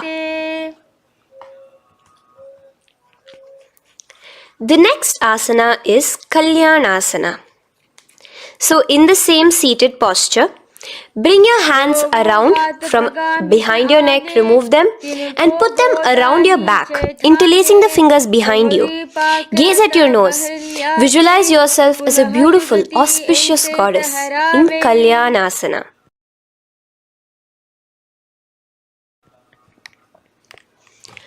The next posture is Sankatasana. So now, uncross your hands from behind you. Release yourself completely onto the ground. Place your left knee on the mat and the left foot flat. Sit on top of your left foot, knee pointed forward. Raise your right leg on top of the left, bringing the right heel to the left hip. Place your hands on the opposite knees. Here, do the Ujjayi Pranayama. As you inhale and exhale, make the sound of an ocean. Visualize yourself as a swan, a beautiful swan in Sankatasana. The next is Dhenukasana. Just in the same position, slide your left heel to the left hip. Keep your right knee on top of the left. Place both your hands on your right thigh. Visualize a cow in your inner space as you suck your stomach in the Uddiyana Bandha, Dhenukasana. Now slowly uncross your legs as we move into Matsyendrasana. Place the right foot on the left thigh, the left foot on the right knee. Bring your left hand behind your back, hold the right thigh. Twist a little bit. Place your right hand on your left thigh. Twist your body, gaze towards your third eye, visualizing Swamiji in your inner space. The next asana, Matsyendrasana 2, just untwist your body. As you clasp the respective toes of both your feet with your hands, lean forward and down, bringing your forehead to the ground in front of your feet. Visualize Swamiji, the Supreme Pontiff of Hinduism, in your inner space. Raise up now. Keep your legs in the same position. We have the Guru Asana. Interlace your fingers together and place it over the topmost knee. Suck in your stomach in the Uddiyana Bandha, clench your perineum in the Moola Bandha, tuck your chin to your chest in the Jalandhara Bandha. As you engage all three bandhas, visualize Swamiji in your inner space. Let us now repeat Sankatasana on the other side. So, you can release your hands, your legs as you cross the other leg over. Visualizing yourself as a swan, remember to put your hands on the opposite knees. The next asana, Dhenukasana, repeating it on the other side. Slide your leg out, bring both your hands to the topmost knee. Suck your stomach in the Uddiyana Bandha. Visualize a cow in your inner space. Matsyendrasana again, repeating it on the other side. Bring your legs to the cross-leg position. Twist your body around as you gaze at your third eye, visualizing Swamiji in your inner space. Untwist as we enter into Matsyendrasana 2 on the other side.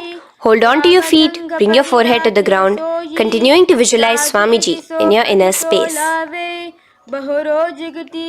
Slowly raise up and let us do Guru Asana on the other side.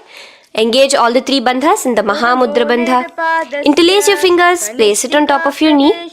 Continue to visualize Swamiji, the Supreme Pontiff of Hinduism, as we do Guru Asana. Now, slowly uncross your feet and place them flat on the ground, knees towards the chest in Pashasana. Keep your hands holding the opposite knees, thighs together, and keep your spine completely erect. Continue the Khechari Mudra, where your tongue is pressed against the roof of your mouth. As you gaze at your third eye, visualize Swamiji in your inner space. Continue the Ujjayi Kumbhaka. As you breathe in and out, make the sound like an ocean. Now in the same position, just bring your chin towards your knees in Bodha Shokasana. Lean forward, gazing at your nose, and visualize Swamiji, the abode of bliss in your inner space.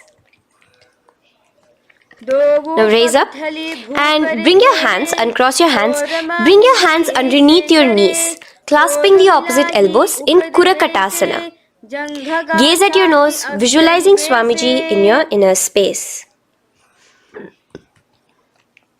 Now, in the same position as Kurakatasana, just cross your ankles into Sumatiyasana.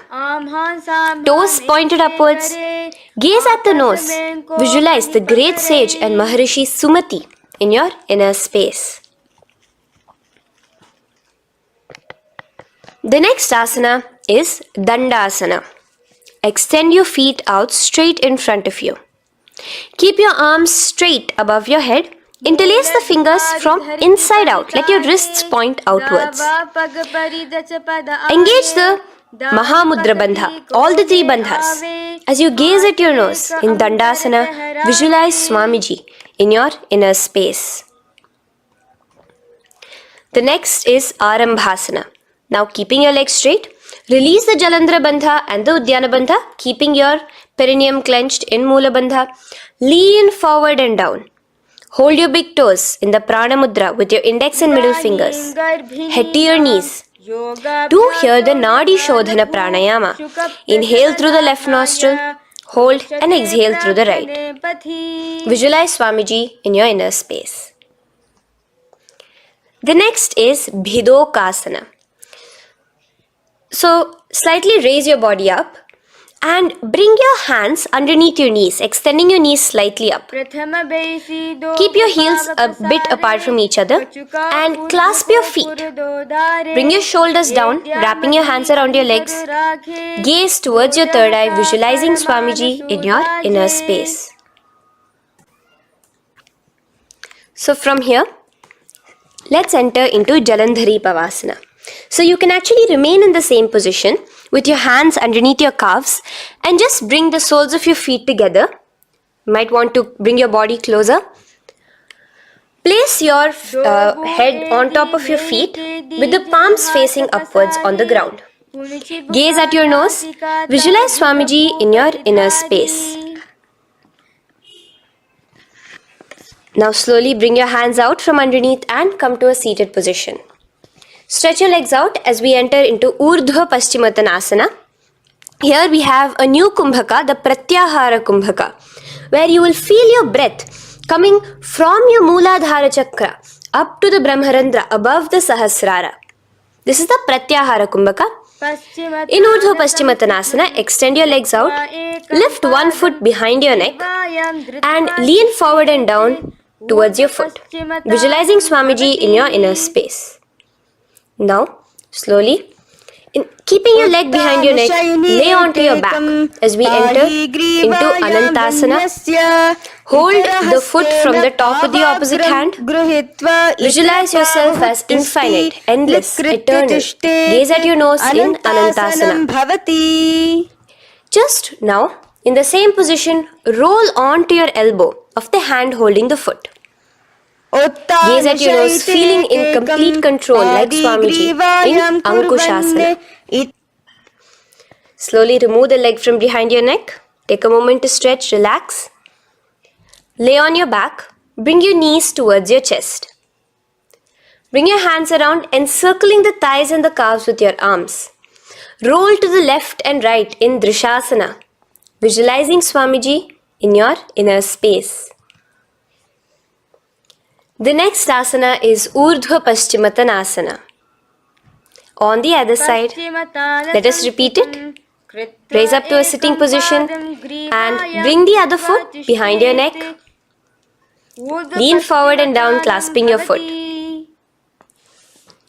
Repeating Anantasana on the other side, lay on your back, bring the opposite hand to the foot, gaze at your nose, and continuing to gaze at your nose, roll onto the elbow as we repeat Ankushasana on the other side. Now, you can release your foot and try to remain in the same position without removing the leg from behind your neck as you bring the other leg too to cross behind your neck with both your legs behind your head. Laying on your back, bring both your hands to clasp behind your back. Gaze to your nose, visualizing Swamiji in your inner space in Yoga Nidrasana. As we enter into Atmaramasana, in the same position you can uncross your hands from behind your back. Bring it up, continuing to keep it underneath the legs. Just clasp it behind your neck. So you can bring your legs out from behind your neck. Just let your hands interlace behind your neck, gazing to your nose, visualizing the Atma Rama, Bhagavan Mahavishnu within you as your soul blessing you, as you gaze at your nose in Atma Ramasana. Now, you can release your hands and legs. Continue to lay on your back as we enter into Kochikasana. Bring your knees to your chest with the soles facing upwards. Extend your arms sideways as you gaze towards your third eye, visualizing Swamiji in your inner space. Now, from Kochikasana, keep your arms reached out to the sides at shoulder level. As we enter into Jatara Parivritti 1, keep one knee bent, twist it and bring it to the ground on the opposite side with the other leg extended straight. In Jatara Parivritti 2, keep both the knees bent to one side. And in Jatara Parivritti 3, keep both the legs straight to one side. Throughout this, keep your head looking in the opposite direction. And let us repeat this on the other side. You can bring your knees back to your chest. Let your legs out, go to the other side and do Jatara Parivritti 1, 2 and 3.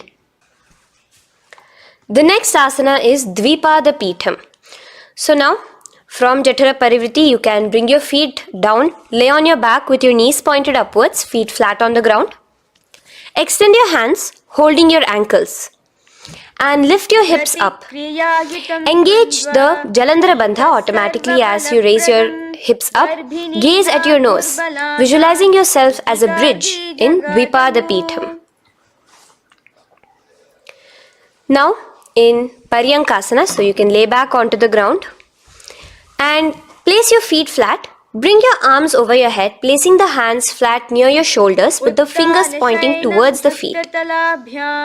Lift your entire body up and off the ground in Paryankasana as you visualize yourself as sturdy as stone furniture. Lay back down slowly as you bring your hands out. Keep your knees to your chest here and your hands on the shoulders as we enter into Svottanasana. Visualize you're laying on your back as a playful dog. Move your hips in the circular motion.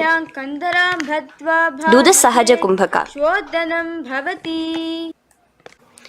Now let us enter into Viparita Karani. First, bringing your arms out from behind your shoulders. Let your arms be extended by the side of your body. Use the strength of your arms, palms flat on the ground, to push your body, your upper body, your lower body off the mat. And keep your legs straight above you, extended. Move your legs around and around in Viparita Karani. Automatically the Jalandhara Bandha is engaged. Breathing during the Jalandhara Bandha is the Murcha Kumbhaka. Visualize Swamiji in your inner space. The next is Viparita Karani 2. In the same position, just stop the rotational movement of your legs. Visualize Swamiji in your inner space. Now, as we enter into Langalasana, just let your feet from the top rest onto the ground above your head. Interlace your fingers in the Parashu Mudra behind your body. Visualize yourself as a plow in Langalasana, continuing to engage the Jalandhara Bandha. भूमिं कर्षयेत् लङ्घलासनं भवति. Now, in Shaita Paschimottanasana, bring your hands out from behind your body and hold on to the toes above your head. Keep your legs and hands completely straight. Visualize Paramashiva as Shaita Paschimottanasana is one of the 84 different asanas directly revealed by Paramashiva himself. Continue to do the Murcha Kumbhaka, inhaling and exhaling with the Jalandhara Bandha. Clasping your toes now, spread your feet wide apart from each other in Supta Konasana. Visualize Swamiji in your inner space. Bring your feet back together as we enter into Chakrasana. Clasp your ankles, keeping your legs and hands completely straight above your head. Visualize yourself as a chakra, a wheel in Chakorasana. Now slowly rest your back onto the ground. Keep your legs raised up in Supta Prasarita Padangushtasana. Clasp the respective toes in the Prana Mudra with your index and middle fingers and spread your legs out wide apart from each other. Visualizing Swamiji in your inner space, restart the Ujjayi Kumbhaka where you're inhaling and exhaling, making the sound of an ocean. Bring your feet together in Supta Padangushtasana in the same position, continuing to visualize Swamiji in your inner space.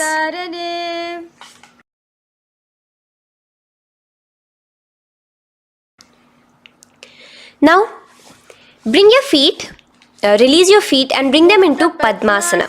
As you lay flat on your back in Matsyasana, hold the opposite elbows over your head, gazing at your nose. Visualize Matsya Avatara, the fish form of Bhagavan Mahavishnu. Now in the same position, put one hand over the other, extended straight above your head. As you visualize Lord Rama in your inner space, continue to gaze at your nose.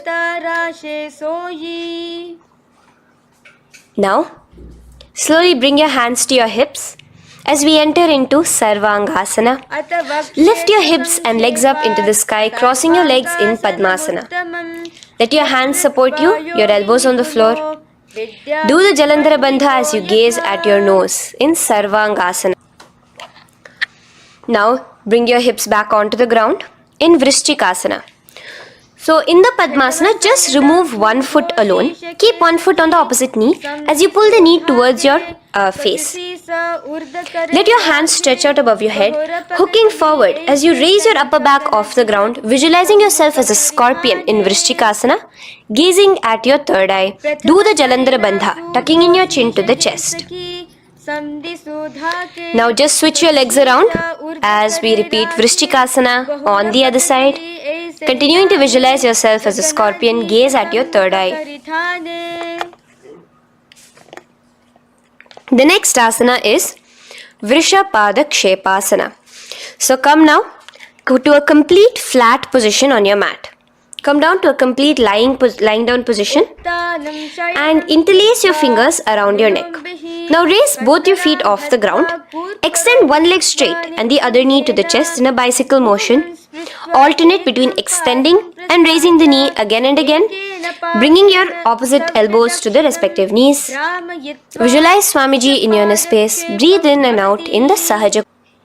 From Vrishapada Kshepasana, now lay flat onto the ground with your hands by your side as we enter into Marottanasana, where you will be lifting your legs one by one, touching the ears with your knees. Visualize Swamiji in your inner space. The next asana is Vrikasana. Now what you'll be doing is laying on your back. Bring the soles of your feet flat onto the ground.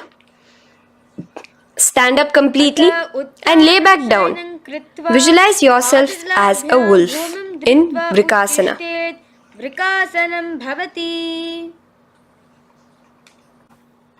Now come back to a seated position as we enter into Luthasana, where you are going to be quickly throwing your legs above your head as you roll over completely, finishing in a prone position. Do this a couple of times. Come forward, roll over.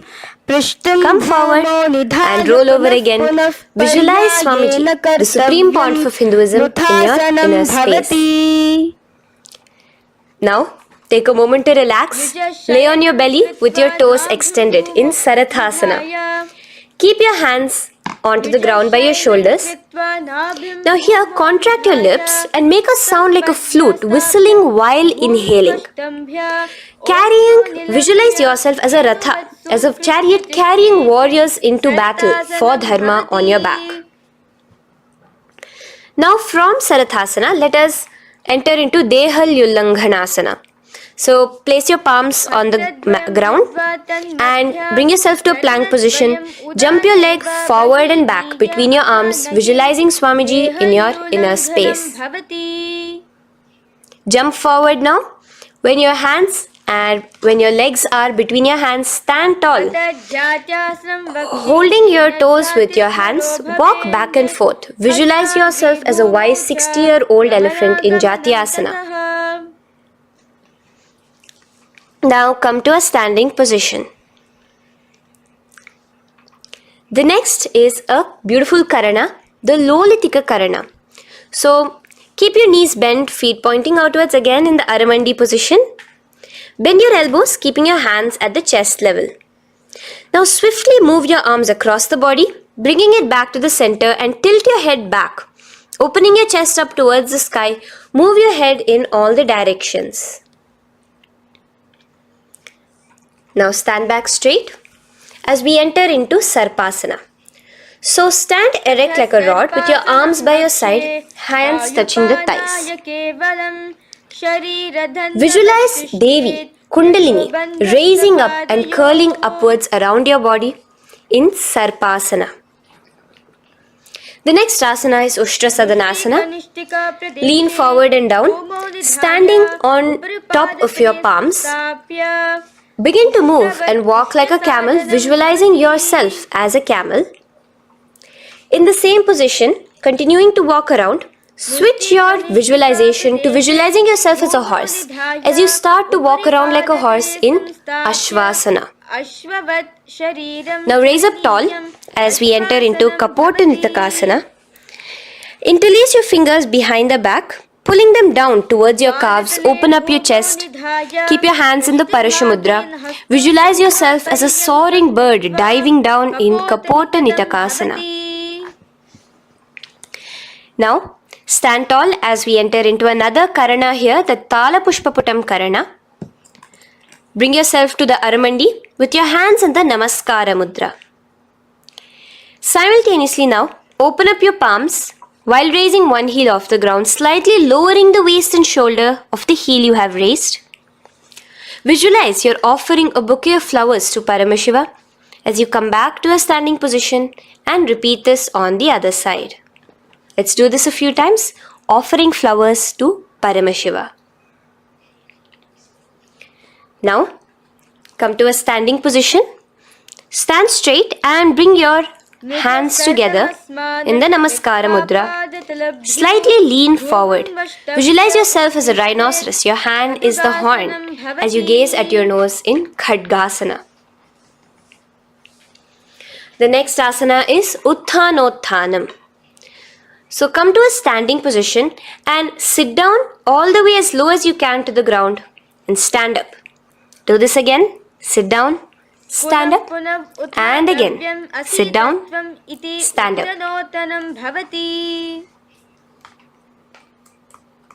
As you gaze at your nose throughout this.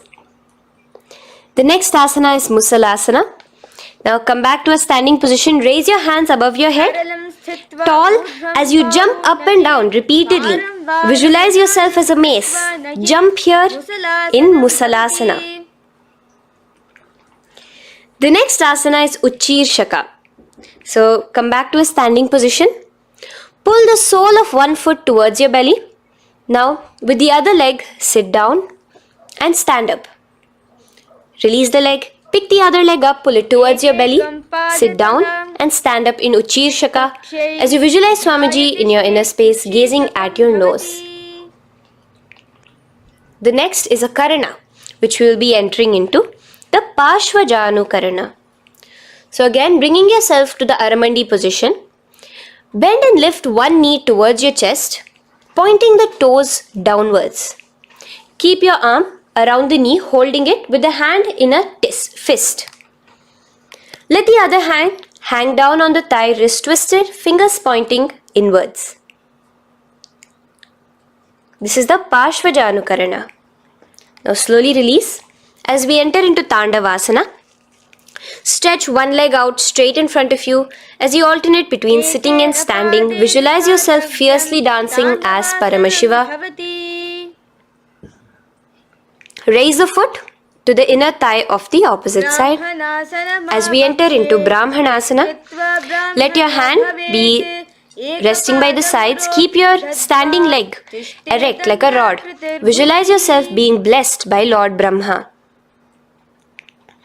Now, you can bring the left foot around the right knee and rotate it, tucking the left toes on the other side of the right calf.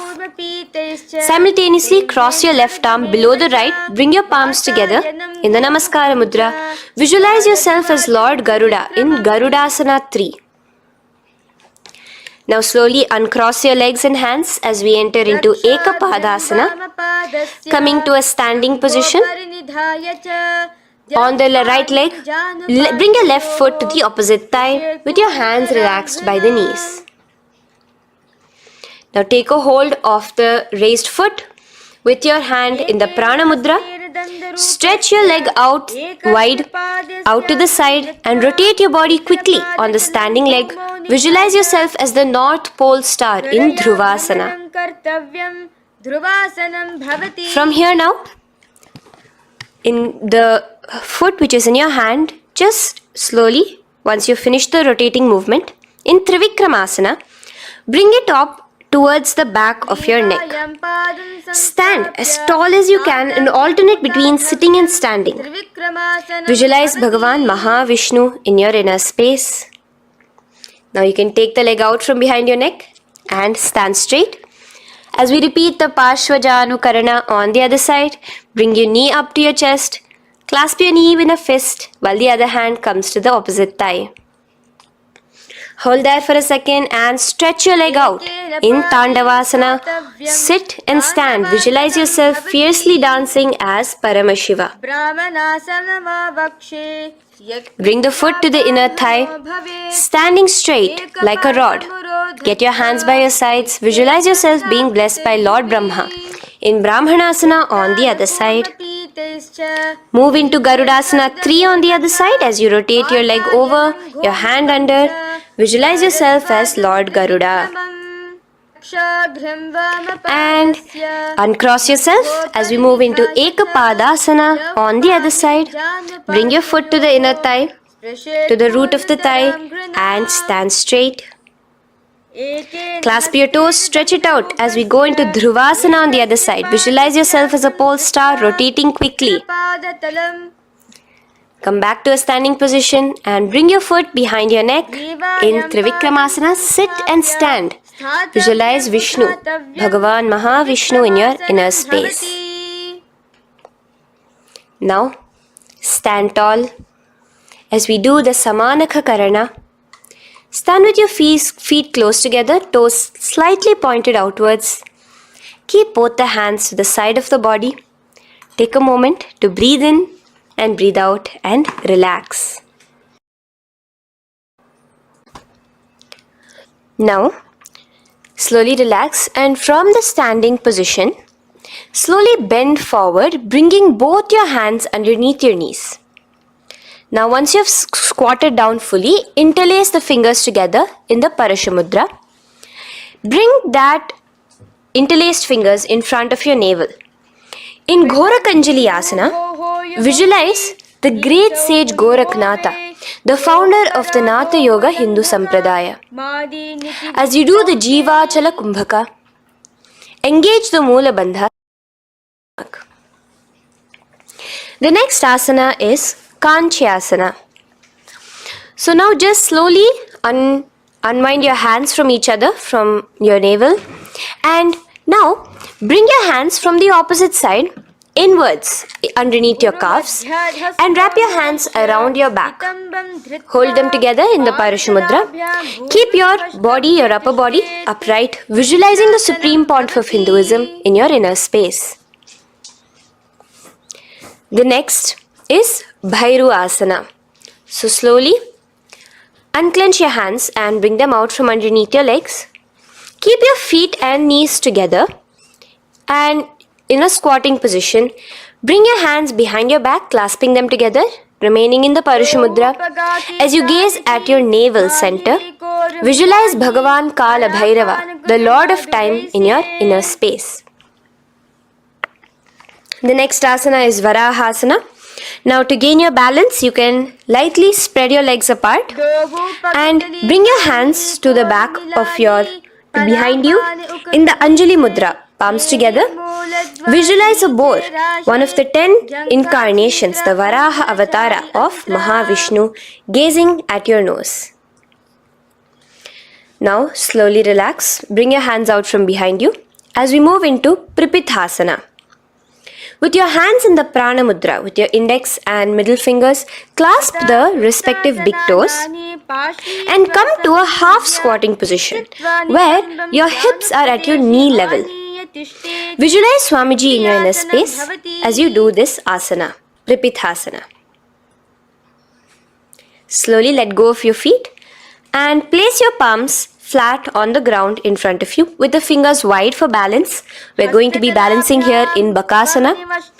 Place your knees on the back of your arms. Focus your eyes on one spot as you raise your feet off the ground, balancing here. Visualize yourself as a crow.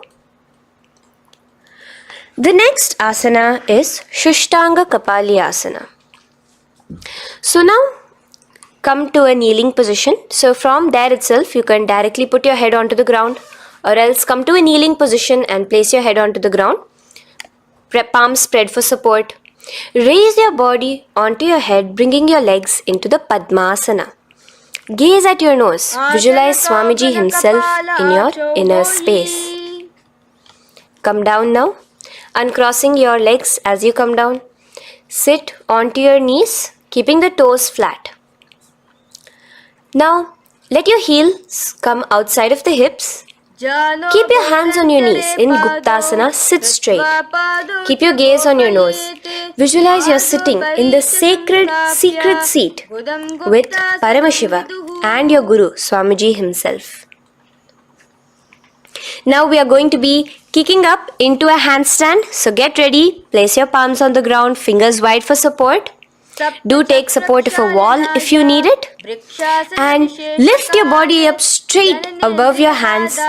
Visualize you are a tree in Vrikshasana 2 with deep roots into the ground. Breathe in and breathe out slowly. In the same position, as we move into Shibhu Asana, switch your gaze to the third eye.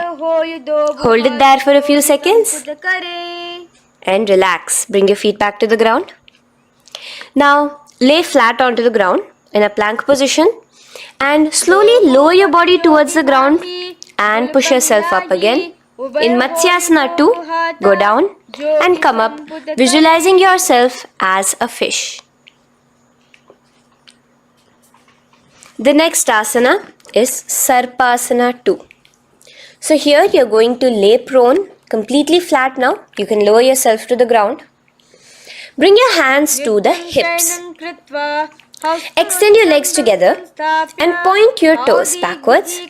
Lift your chest up and move left to right. You're moving like a snake while visualizing yourself as a snake in Sarpasana 2. Relax slowly, bringing your chest back to the ground. Now, keep your feet together, pointing backwards. As you bring your elbows onto the ground, rest your upper body on your elbows. Bring your hands together in the Padma Mudra with your little fingers and thumbs together and rest your chin on your hands. Niralambanasana, where feeling yourself completely supported, knowing that Swamiji is there in your life. Now, slowly relax, place your palms on the ground beside your chest and push yourself up, your hands straight up completely. As you bend your knees, bringing your feet to touch the top of your head. Lean your neck back, touching your head with your tip of your toes. See yourself, visualize yourself as an umbrella, protecting your Guru from the sun's rays in Chhatrasana. Slowly relax, you can bring your feet down. As we move into Vajrasana, just push your body back and sit on top of your knees with the heels flat on the ground. Now stretch your arms in front of you with the palms facing downwards. Place your forehead on the mat. Visualize you are the weapon of Indra, the Vajra, symbolizing indestructibility as you gaze at your nose. As we enter into Meshasana, raise yourself into the same Gajasana position on your hands and legs with your hips pointed upwards. And alternate striking the ground with the opposite hands. Experience yourself, visualize yourself as a powerful ram as you alternate striking the ground in Meshasana. Now stop striking the ground, bring your palms down again. As we move into Ajasana, kick your legs off the ground and lower your forehead to the mat. Let's do it again. Kick your legs off the mat. Lower your forehead to the ground. You are unborn, existing for all of eternity in Ajasana. Now, come to a seated position as we move into Dhanantara Asana. Sit on your heel with your legs together. Pull your toes underneath you. As you bring your hands top of the knees, gaze at your nose, visualize Swamiji in your inner space. Here, do the Ujjayi Pranayama, inhaling and exhaling like an ocean, Dhanantara Asana. From Dhanantara Asana, now interlace your fingers in front of you and then behind you. Stretch your arms towards all the sides, backwards, forwards. Giving a massage to the various different joints and muscles in your body. Lean forward, get up again. Continuing to visualize Swamiji in your inner space. Relax your hands and now take your respective heels and point them outwards, outside the side of your hips. Keep your hands on your knees with your thighs and knees resting on the ground, spine straight. Visualize yourself as Lord Garuda in Garudasana 4, You have Mahavishnu and Mahalakshmi on your back as you are flying. The next asana is Ananda Mandirasana. Now you can continue to remain in the same position. You can bring your feet pointing inwards. Use your hands to clasp underneath your ankle. Make sure your knees are spread out wide. Gaze at the third eye. Visualize residing in the blissful space of a temple. You are in a temple in Ananda Mandirasana. Now, as we move into Mandukasana, keep your knees wide and sit on top of your ankles. Your hands underneath your knees. Gaze to your nose. Visualize yourself as a frog. Suck in your stomach in the Uddiyana Bandha. And remember to do the Manduki Mudra, your tongue, your frog-like tongue, catching the nectar dripping from the Sahasrara Chakra in Mandukasana 2. Now, as we move into Narasimhasana, tuck your toes in and sit on top of the heels. Place your palms on the ground, spread your fingers wide and spread your knees apart onto the ground too. Gaze towards your nose, stick out your tongue and exhale forcefully, visualizing the Narasimha Avatara, the form of Mahavishnu as a half lion and half man. Now just raise up, bring your hands off the ground. Here we'll be doing a new pranayama, which is the Bhishraka pranayama, as we enter into Bhishrakasana. So continue to keep your knees and feet on the floor.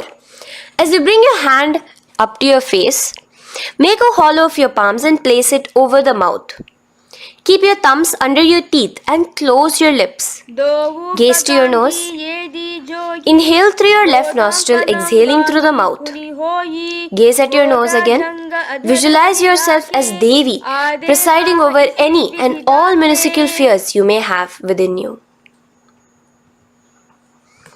Now moving back into the Ujjayi Pranayama, let us do Makadasana. So you can take your hands off your face and slowly remaining in the same position, bring it to your armpits. Bring your fingers to your armpits. Imitate as if a monkey is scratching. As you gaze to your third eye, visualize yourself as a playful monkey in Makadasana. From Makadasana, let's move into Vajra Sangharasana. So you can slowly lift your knees off the ground, just balancing on your toes, sitting on the heels. Bring your hands behind your back and clasp the opposite elbows. Gaze to your nose, embody a diamond. Visualize yourself as a diamond-like strength for yourself and your Sangha. The next asana is Khanjanasana. So now you can uncross your hands. Rest on top of the heels with your knees on the ground. Keep the toes down, ankles crossed behind. Place your palms on the mat to your side. Suck your stomach in the Uddiyana Bandha as you gaze at your nose in Khanjanasana. Now, you can uncross your ankles and just sit with your toes flat. Keep your knees wide on the floor. Rest your hands on the knees. Just relax the Uddiyana Bandha, just sucking in your perineum in the Mula Bandha. Gaze at your nose, visualize yourself as a turtle with a stable body and mind to live for hundreds of years. And without changing anything in your physical posture, just visualize yourself uniting with Swamiji himself in Yogasana. Now, raise up onto your knees, cross your ankles behind your back until the feet are coming towards the opposite knees. Now, bring your hands behind you and hold on to the calves with the fingers inside, the thumbs outside. Gaze at the third eye as you visualize yourself in a space of oneness with Paramashivoham himself as Swamiji. Now you can uncross your ankles, come back to us standing on your knees as we enter into Ushtrasana 2. So now, in a kneeling position, bend backward, hold your ankles with your hands. Keep your arms straight. As you push your hips forward and tilt your head backwards, visualize yourself as a camel in Ushtrasana 2. Slowly, in the same position, Lower yourself onto your back in Jatyasana 2. As you are lowering yourself, experience yourself as a blooming lotus. Bring your head, the back of your head onto the mat. Gaze to your nose. Now, let's move into Viratasana. So, try your best to do this without the support of your hands, but you can use your hand support if needed as you raise up from Jatyasana and back down. Raise up and go back down as you gaze at your nose. Raise up and go back down. Visualize Swamiji in your inner space. Now from Viratasana, raise your hips up higher, bringing your forearms onto the mat behind you in a short back bend posture. Hold the back of your heels in Kapotasana. Visualize yourself as a beautiful dove, a Kapota, in your inner. As we move on from Kapotasana into Varasana. So stand upright on your knees with the toes tucked. Hold your arms with the opposite hands. Gaze at your nose. This is the boon fulfilling posture. Visualize your boon becoming a reality directly from Paramashiva himself in Varasana. Now, keeping your knees together, toes tucked, just lean forward, bringing your head onto the mat. Holding your head with your hands. Visualize yourself as a boar, as the Varaha avatar of Bhagavan Mahavishnu in Varaha Asana 2. Now, just kick your legs off the ground as we enter into Mundasana. Raise yourself up into a headstand posture, visualizing yourself as a lopped tree. Gaze at your nose. Breathe in and out in the Sahaja Kumbhaka. Slowly come down now, relax. Come to a kneeling posture. Sit on your heels. Bring your head down beside your knees, your elbows adjacent to the knees, your hands holding your head. Exhale through your mouth as you gaze at your nose, visualizing Swamiji in your inner space in Andhasana. Now from here, push yourself off the mat as you come lying prone on your belly. Let your arms be extended straight out and together lift your thighs, arms and chest off the ground, stretching your body, balancing there. Visualize yourself as a locust in Viparita Shalabhasana. The next asana is Kapalasana. So slowly lower yourself back to the ground. Now laying on your belly, bring your arms to your side, palms downwards. Keep your forehead on the ground and your chest on the mat. Only lift your legs up into the air. Only your legs are lifting up. Visualize yourself as a skull. You are a mind with purified thoughts, a strong will to attain enlightenment in Kapalasana. The next asana is Akasha Kapotasana. So now, in the same position as you are, let your arms be straight out behind you. As you kick your legs up and over your head, bring your feet slowly to the mat in front of you. Push yourself, balance there. Visualize yourself as a free and open flying dove in Akasha Kapotasana.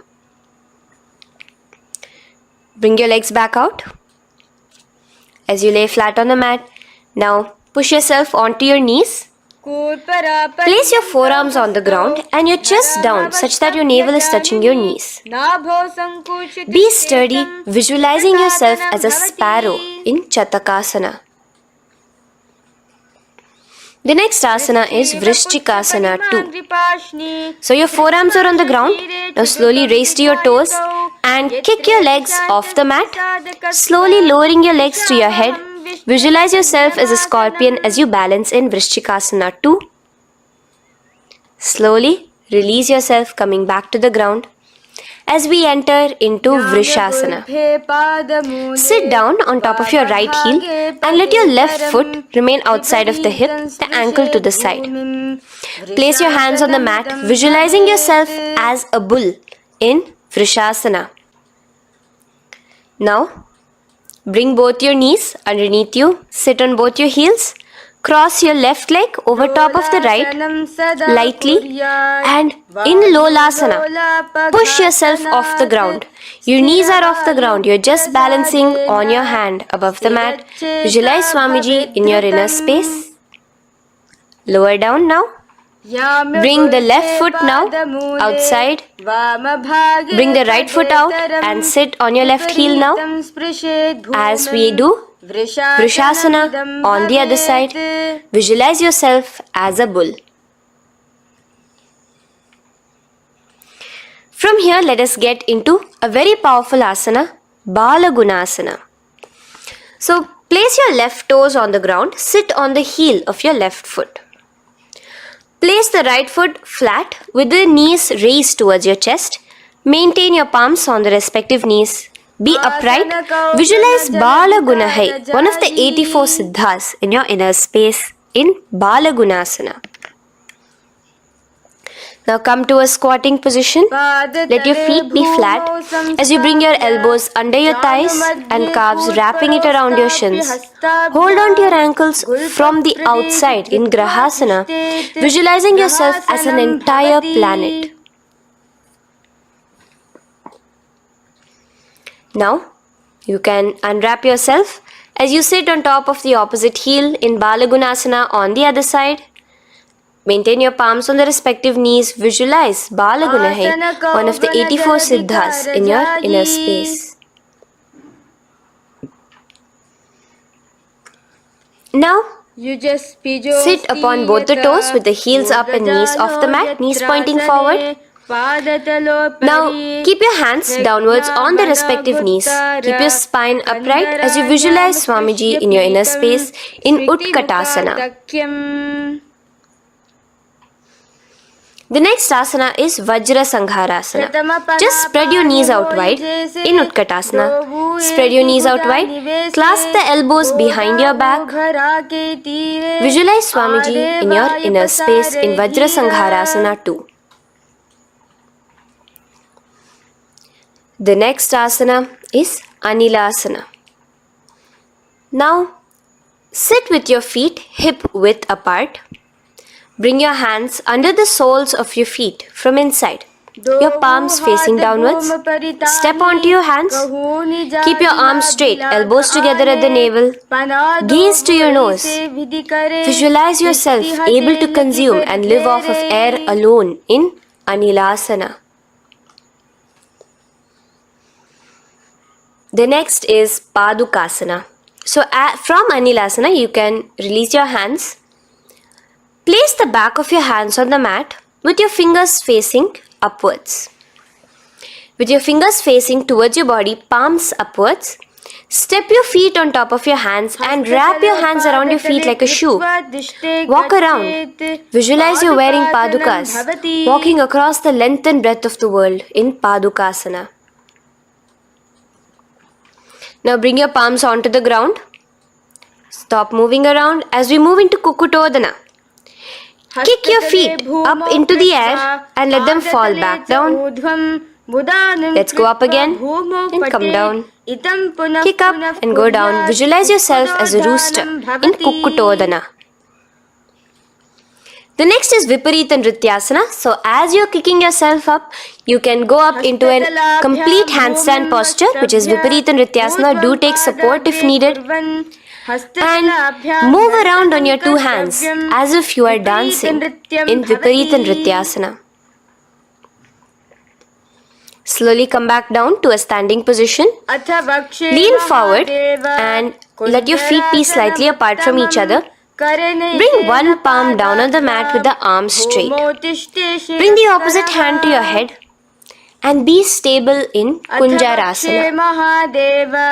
Now just put that hand down as you bring the other hand to your head, repeating Kunjarasana on the other side. Be stable here. Now you can squat back down onto the ground. Keep your feet flat. Hold your respective ankles and lift your feet off the ground in Kadambasana. Visualize yourself as a Kadamba tree, a pious tree that promotes a long life. The next asana is Pavanamuktasana. Now sit back down onto the ground. Bring your knees towards your chest. Let your hands wrap around your knees, hold it close to your body. Visualize all the excess vata, air, just balancing and releasing in your system in Pavanamuktasana. Now, let us move into Chakorasana. So first stretch your legs out in front of you. Bring one leg behind your head. Now place both hands on the ground and lift your body off the ground while lifting the other leg too, up straight. Visualize yourself as a powerful source of energy. Gaze at your third eye in Chakorasana. Slowly relax back down. Now hold your left toes with the left hand, index and middle fingers. Pull the foot to the left ear. We are entering into Dhanurasana 2. Extend your right leg out, keeping straight. Hold the big toe with your right hand. Visualize yourself as a bow in Dhanurasana 2. The next is Ashtavakrasana. So lift your left leg over top of the left shoulder. After releasing your hands, bring the right foot across and hook it on top of the left foot. Lean forward and down, keep your palms onto the ground. Extend your legs out to the left, lift your head up and chest. You're completely balancing only on your hands as you visualize yourself as a flying crane in Ashtavakrasana. Now slowly relax down. From here, bring your right foot to the left thigh and your left foot flat onto the ground. Knees raised up. Have your left shoulder underneath the respective leg and place your hands flat on the ground. Gaze towards your third eye. Visualize you are immortal, able to exist solely from prana alone in Pranasana. From here, moving into Parshva Matsyendrasana. Place your right foot at the root of the left thigh. Then the left leg by the side of the right knee. Hold the left leg by the right hand. Twist your body out. Remain steady here, gazing at the third eye. Visualize Matsyendranatha, the great Rishi, Yogi, master of Hatha Yoga, in your inner space. Now slowly unwind yourselves. As we repeat Chakorasana on the other side, lift the other leg behind your head. Place both your hands on the ground and keep your entire body off the ground straight up. Gaze at your third eye, visualizing yourself as a powerful source of energy. Now relax back onto the ground. Let's repeat Dhanurasana 2 on the other side. Clasp your respective hands with the feet. Pull one foot back, the other foot extended forward. Visualizing yourself as a bow. Release your feet as you cross them over each other, over top the shoulder in Ashtavakrasana on the other side. Raise off the ground. Visualize yourself as a flying crane. The next asana, we'll be repeating Pranasana on the other side. Bring the right foot to the left thigh. Bring your hands onto the ground with the knee raised. Gaze at your third eye, visualizing yourself able to live off just prana, just air alone. And relax as we do Parshva Matsyendrasana on the other side. Twist yourself, visualizing Matsyendranatha, gaze towards your third eye. And from there, let us enter into Ardha Paschimottanasana. Keep one leg straight and press your perineum with the other heel. Bring your chest forward and down. Hold your toes and feet and bring your head towards your knees. Here in Ardha Paschimottanasana, visualize Swamiji in your inner space. Now raise up, and the foot which was at the inner thigh, now rotate it outside of the hip. Now hold the sole of your other foot and lift your leg up towards your forehead. Try to bring your knee to your forehead as you keep your knee straight. Gaze to the nose in Kraunchasana. Visualize yourself as a crane. Now slowly relax down your leg. Now the leg which is now straight, you can bring it to the inner thigh as you straighten out the other leg. As we repeat, Ardha Paschimottanasana on the other side. Lean forward and down, clasping your foot. Bring your forehead to your knee.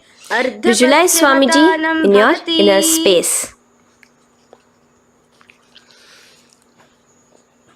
Slowly raise up. Place your right ankle outside of the hip now. Hold the sole of the left foot, lifting the leg up towards your forehead. Stretch yourself there. Gaze at the tip of your nose. Visualize yourself as a crane in Kraunchasana on the other side. Now, from here, bring the soles between the thighs and calves. So once you have relaxed yourself, bring your soles between the thighs and calves. Keep your spine straight, palms resting on your knees. Visualize a swastika, embodying peace, well-being, good fortune and prosperity as you gaze at your nose in swastikasana. Now without changing anything about your position, just take your hands alone. Cover the respective heels with your hands in Gorakshasana as you tuck your chin to your chest in Jalandhara Bandha. Gaze at your nose. Visualize the great Rishi Gorakhnatha, the founder of the Natha Yoga Hindu order. Now release the Jalandhara Bandha. Continue to keep the Mula Bandha engaged throughout the whole sequence.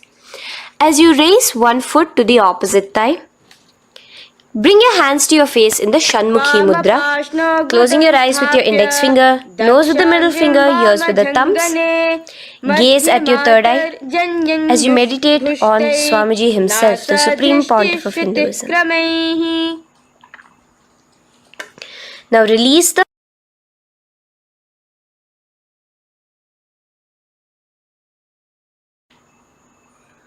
Shanmukhi Mudra. And in Yogasana 2, bring your legs into the Padmasana position over the opposite thighs. Keep your hands flat onto the ground beside your knees with the palms facing upwards. Sit straight, gaze at your nose. Here we'll be starting the Kakachancha Kumbhaka, where your inhalation will be through your tongue wrapped like a pipe, and your exhalation will be through your nose. From Yogasana 2, now keeping your palms beside your body, just switch them around to be flat on the ground and push your entire body off the ground, balancing. Visualize yourself as a rooster in Urdhva Kukkutasana. Now relax down, come back to a seated position on the floor, keeping your legs in Padmasana. Insert your hands through your knees and place them on the mat. Remember, do not lift your body up, just stay seated down there. In Siddha Harituliyasana, gaze to your nose, visualize Swamiji himself in your inner space. From there, let's enter into Hamsasana, where you will actually be pushing yourself off the ground. Lift your thighs up high above your shoulder, above your elbows as much as possible. Gaze to your nose, visualizing yourself as an elegant swan in Hamsasana. Now release yourself. Now, do not take your hands out from between your thighs and calves. Just go onto your knees and reach your hands behind your body with your fingers interlaced in the Parashu Mudra. Bring your forehead to the floor as you gaze at your nose. Visualize yourself as Lord Paramashiva's bow in Karmukasana. Now, slowly come back to the seated position as we move into Kurmasana 2. Keeping your hands in between your thighs and calves, bend your elbows and hold your respective shoulders with your hands. Visualize yourself as a turtle, a stable body and mind to live for hundreds of years. Now in the same position, just engage the Jalandhara Bandha, tucking your chin to your chest as we move into Granthi Bhedasana, gazing at your nose. Rejoice, knowing you are in Paramashiva's secret knot posture. And from there, release the Jalandhara Bandha as you roll onto your back. Keep your hands on the shoulders, laying flat on your back. As you visualize yourself as a turtle on its back, playful, gaze at your nose in Uttana Kurmasana. Now rock yourself back to a seated position as we do Pangu Kukkutasana. Now it's the same as your hands between your thighs and the calves, except you will be placing one hand flat on the mat. Hold the wrist with the other hand. Lift your body up and holding only on one hand. Visualize yourself as a rooster in Pangu Kukkutasana. Now release back to the ground. Hold. Let's do Pangu Kukkutasana on the other side. Place the other palm flat and bring the other hand holding the wrist. Push yourself off the ground. Visualize yourself as a rooster. Continue the Kakachanchu Kumbhaka, sucking in your breath through your curled tongue and exhaling through your nose. As you slowly extricate your hands from between your thighs and calves, let's do Girdharasana here. So now, interlace your fingers in the Parashamudra as you place your elbows on the feet, remaining your legs in Padmasana. Lean forward and down, resting your chin on your knuckles. Place your thumbs to your throat in Girdharasana. Visualize Swamiji in your inner space. From there now, sit straight into Padmasana 3. So with your legs in Padmasana, bring one hand over the other near your navel center. Engage all the three bandhas, suck in your stomach, clench your perineum, tuck your chin to your chest and gaze at your nose in Padmasana 3.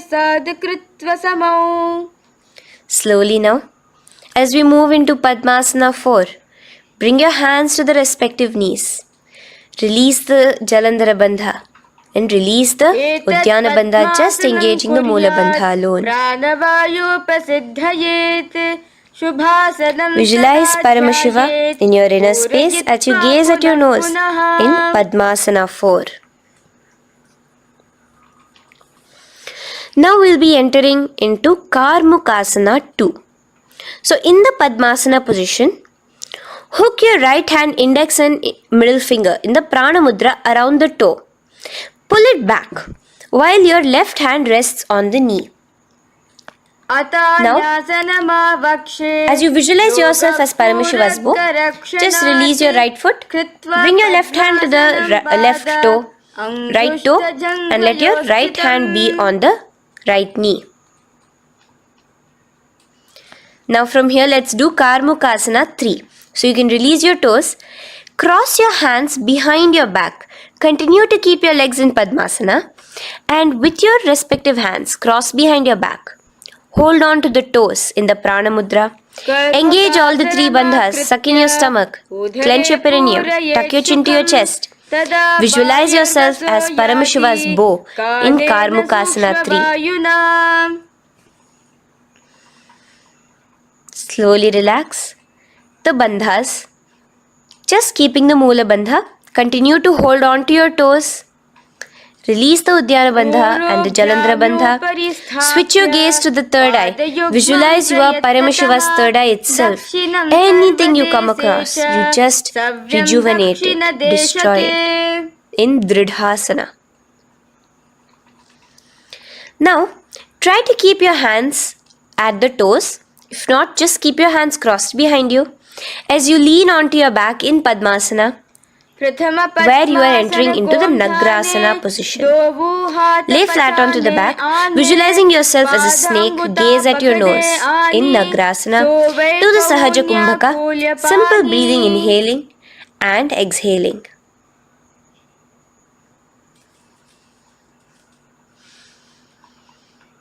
Now bring your knees to your chest. Let your hands wrap around your knees. Slowly uncross your Padmasana and bring your knees to your chest. Bring your hands to the Parashamudra, the fingers interlocked on top of your knees. As you pull your chin up to your knees, visualize yourself as a ball in Kandukasana. Now relax. Bring your feet onto the ground. the knees pointed upwards in Urdhva Pavanasana. As you interlace your fingers, bring the interlaced fingers behind your head. Laying down, gaze at your nose in Urdhva Pavanasana. The next asana is Marakata Pithasana. Now, from behind your head, take your hands out and clasp onto your feet. Just step lightly onto your palms. As you push your hips up into the sky, automatically engaging the Jalandhara Bandha. Visualize yourself as a powerful alpha ape in Marakata Pithasana. In the same position now, bring your hands to your hips as we enter into Uttanashiki Pitakasana. Let your weight rest on your elbows as you stretch your legs out straight. Gaze at the nose. Visualize Swamiji in your inner space. From there, continuing to rest on your elbows, kick your feet up high into the sky in Narakasana. Stretch your palms out behind you, flat on the ground. Balance there. Visualize yourself blissfully traveling through hell unscathed in Narakasana. Bring your hands to your hips now as we move into Tiryanaukasana. Angling your legs down at an angle, visualize yourself as a boat crossing the ocean of samsara in Tiryanaukasana. Now from there, come back straight as we enter into Dhwajasana. Keep your legs up high above your body, your hands stretched out down behind you. As you push yourself up, visualize where Kailasa's flag respected across all nations in Dhwajasana. Hold there for a few seconds and relax now. Flat onto the ground, palms slightly away from your body. Do not move at all in Mritasana. Your body is dead. Visualize that. Visualize the Supreme Pontiff of Hinduism liberating you. Let your awareness travel to all the parts of your body in the Shakti Chalan Mudra as we do Mritasana.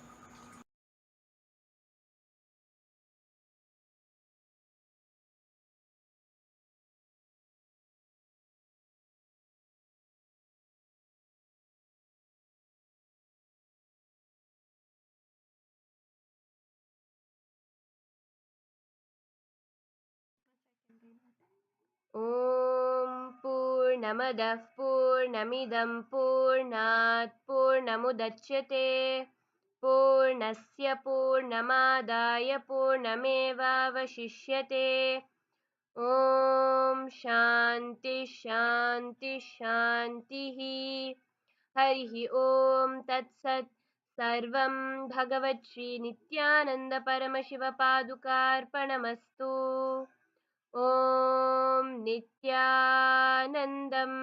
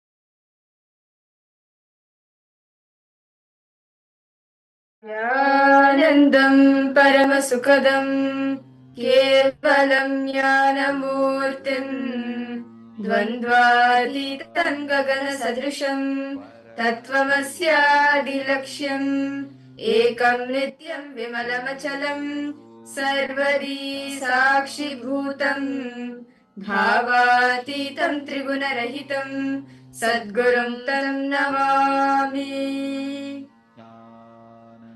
Nithyanandam to all the participants who have joined us today for the Paramashivoham program. Today, all of us will be learning and digging deeper into how we can build the leadership consciousness, how we can be our own boss, and how we can achieve not just the status of a leader but the state of a leader. Nithyanandam Chandrasekharaya, Nithyanandam Matthew Vaiskaraya, Nithyanandam to all the participants who have joined. Yes. My bad. Look at the post. How was Nithyananda yoga for each and every one of you? Yes, Matthew Vaiskaraya, how was yoga for you? As you're seeing the other day that you're experiencing intense pain. So how is it you're feeling? Is it better for you? We request all participants to post how was sore still. That's fine, yeah. It will be there for a while. After some time, it will be heat. So and actually, if you do all the 12 components, as many as you can, like if you have any Rudraksha, you can wear the Tirumula Varkavedam, like the Rudraksha Mala, if you have it. Then wear the Basma. Maybe if you, where are you joining us from, Aya? If you tell the location, we can actually there should be maybe a temple nearby where you can get the basma from. You can apply the basma, do the pranayamas, do the bandhas, the visualizations that will actually help in building the body more stronger. Any disease, any whether it is joint pain, soreness, muscle stress, all of that you will see it gets healed. Okay, Chandrasekharaya, of course I do yoga regularly. Yes, wonderful, Aya. Thank you so much for that. We request all participants to post. How was it yoga for all of you? Temple is far away. Oh. Where are you joining us from, Aya?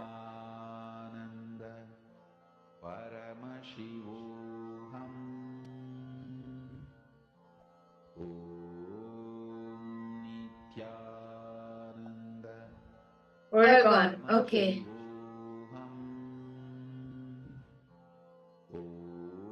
Okay, so actually, if anytime you get a chance to visit one of the temples, you can visit there and receive the basma. And during the darshan, any aushadha that you have, like it could be turmeric or kumkum, that aushadha you can keep it in front of Swamiji during the darshan and have it energized.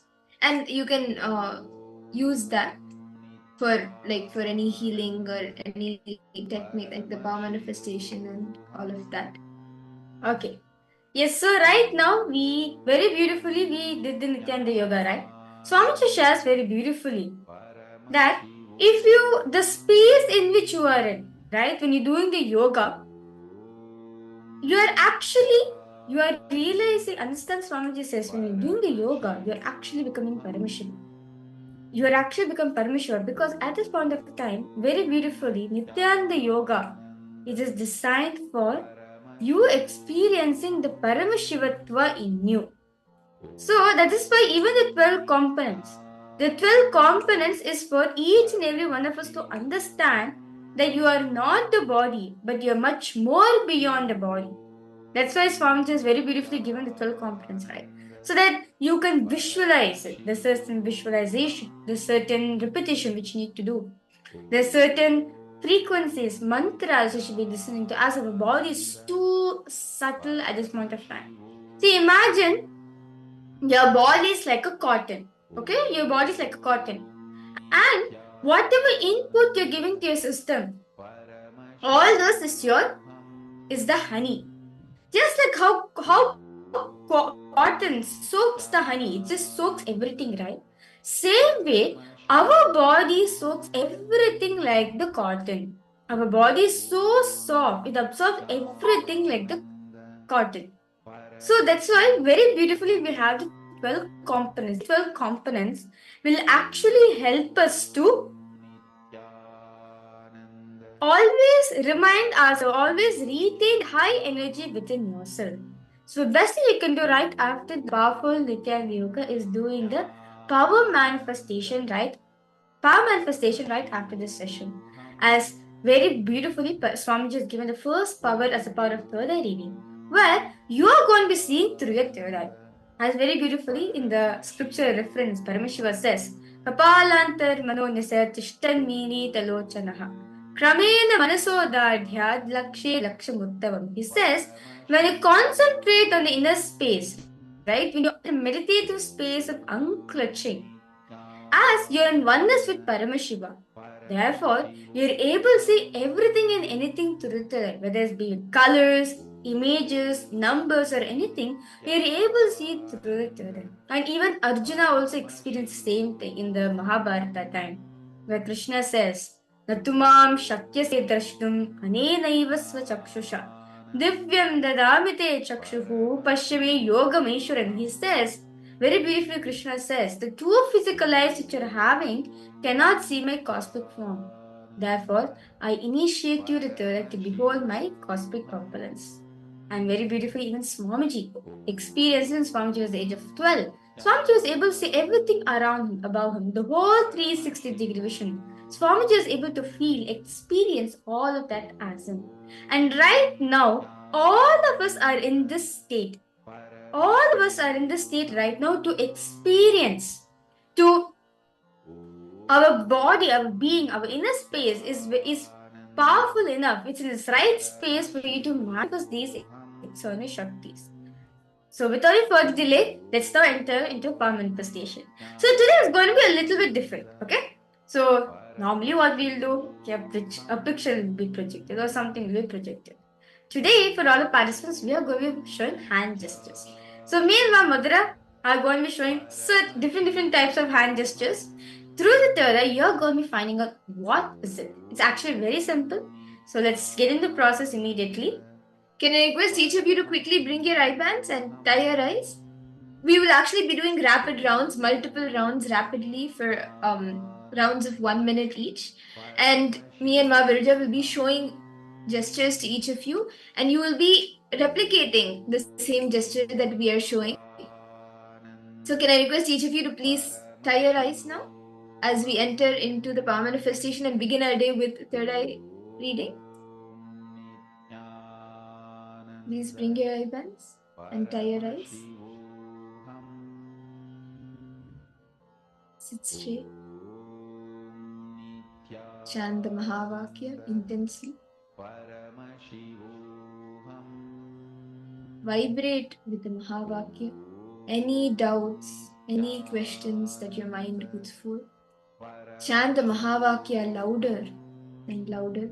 Vibrate with it intensely that your mind, the power your mind has over you reduces. The Mahavakya becomes more powerful than your mind. Connect with Swamiji.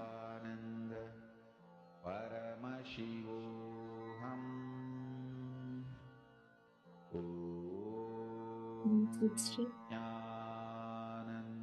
And for all the participants viewing us on YouTube, I request each of you can head to paramashivoham.org and join us in the Zoom rooms, where we can even guide you personally more and more.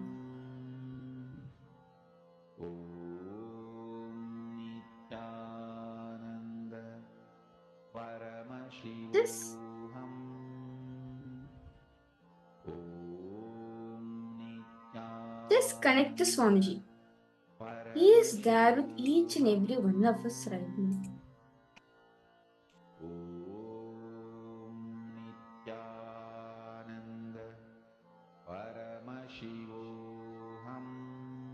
Okay.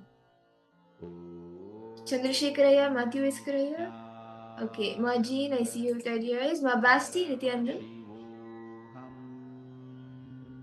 Okay. Okay. So now I will be showing a hand gesture, And Matthew S. Correa, right after the power manifestation, we can do a scan for you and help you.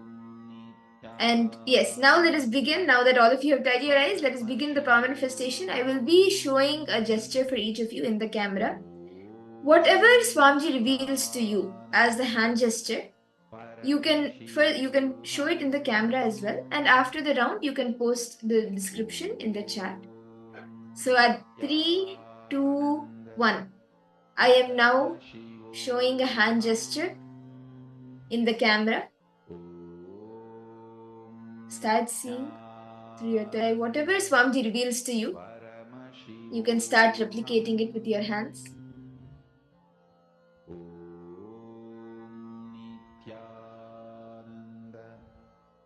Continue to chant the Mahavakya.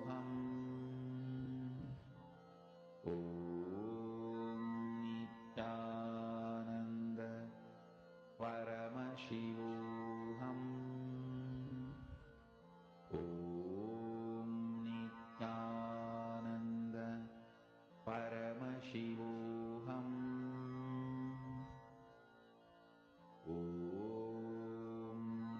Nithyananda Paramashivoham. Do not filter out anything. Whatever Swamiji is showing you, at that moment, replicate it with your hands. And you can even take note of it. Nithyananda Paramashivoham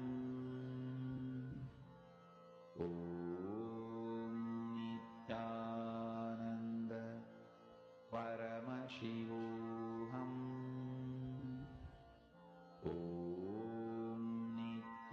Okay, see Jean, Matthew Iskaria, each of you are doing some gestures. Okay. Continue. Few more seconds left. Jean, don't open your eyes.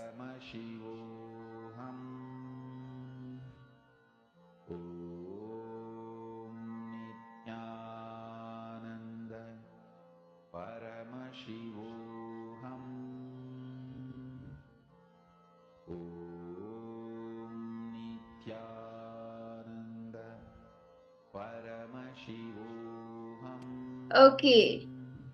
Now, can I request each of you to slowly open your eyes? You can relax, open your eyes, and post in the chat what was the hand gesture you were able to see. You can describe it, or you can even show it in the camera. What is the exact hand gesture we were able to see through the third eye? Yes, Manjeet, what did Swamiji show you? Matthew Iskaraya, Chandrasekharaya. Ma Basti, can I request you to come on camera, ma?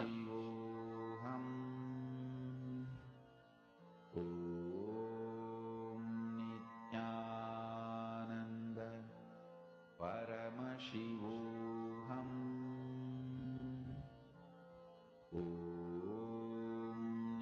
Nithyananda Paramashivoham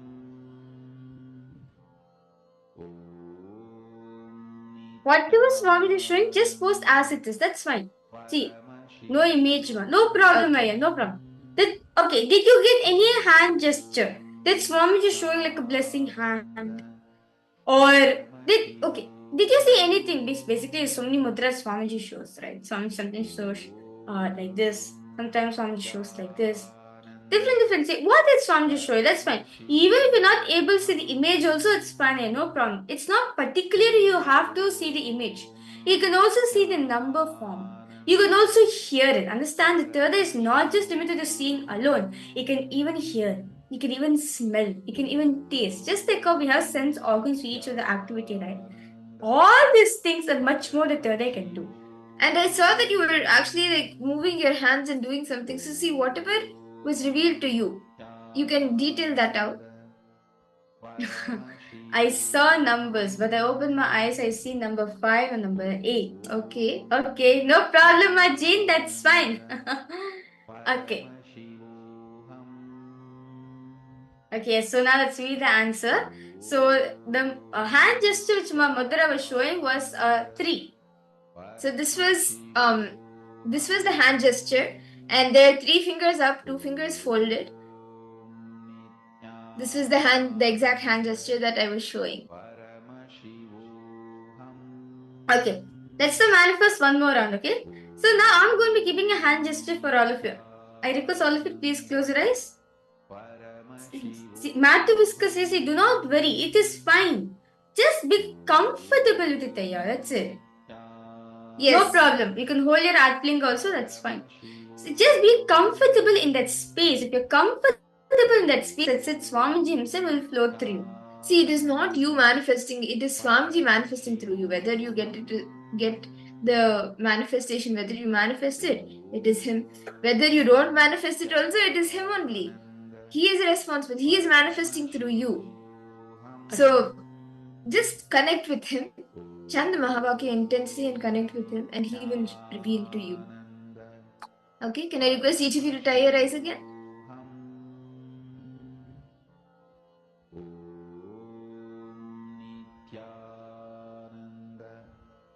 Okay.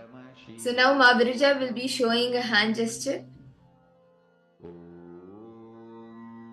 And each of you can now start scanning and seeing what is the hand gesture that Mahabharija is showing each of you in the camera.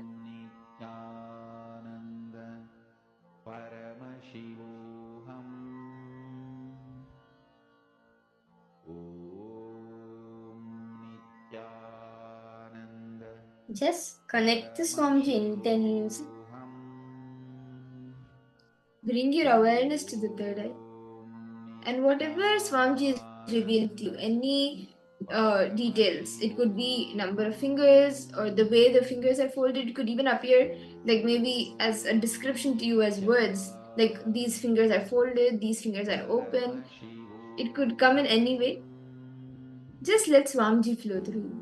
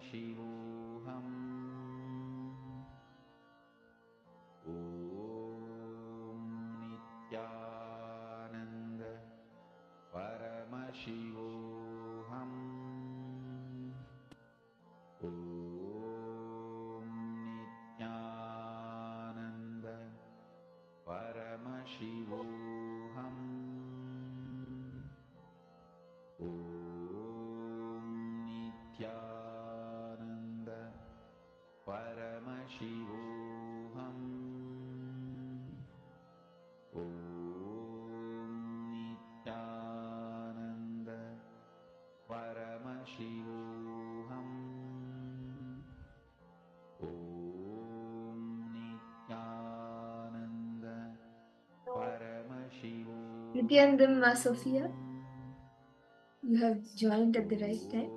Okay. So okay. Now, slowly, I request all of you to open your eyes. As it is, something Swamiji would have shown. As it is, post in the chat section. That's fine. Matthew Whisker say that's fine. Just post as it is. However, Swamiji is showing you, post it. Because I can see very clear something Swamiji showed you.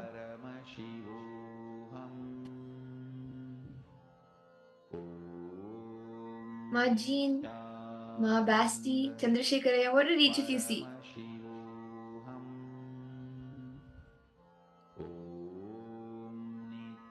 Okay, little colors. What were the colors?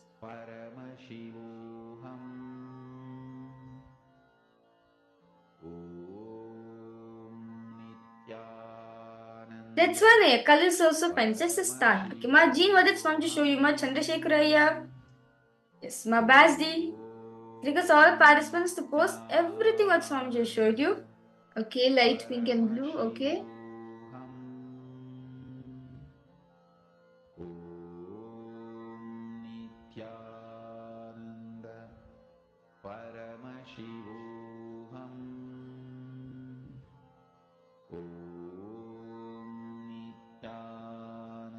Okay.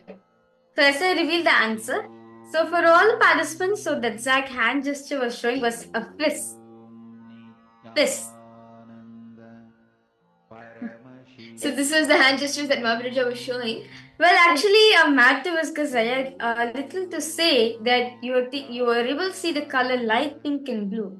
Actually, I was thinking the color blue in my inner space. Actually, I was thinking the color blue in my inner space. See, that's the condition we have done so far. We feel like because my body is hurting so much only, I don't see things well. But actually, Swamiji says no. Even if your body is going through something, you still be able to see something because it is not dependent. Understand that the power is not dependent on your body. It is dependent on the oneness connection you have with Swamiji. Your consciousness, not on your body. Well, see, I completely understand what you're experiencing at Matthew's because even I went through for I started manifesting powers too, and at the same time intense yoga. Yes, for the first 1 week it was really hard for me, like literally to a level where I was not able to climb the staircase. Literally, it was very sore for me. But it did not affect. But even I used to give the reason. Okay, my thing is hurting right now. Body is hurting. How can I give this as a reason? I'll say that I can't see things properly. Very beautifully, the principal of Gurukul said that at the point of time she was taking care of, she said that, see, what you're going through right now is nothing but the training period for your body. All this while your body is not exposed to such high amount of energy, right? Suddenly when it's exposed to it, your body is having a shock. Your body is not able to handle it. That's why it gives symptoms like such as you are feeling sore, this ache and everything. But it will settle down. For a week, it will settle down.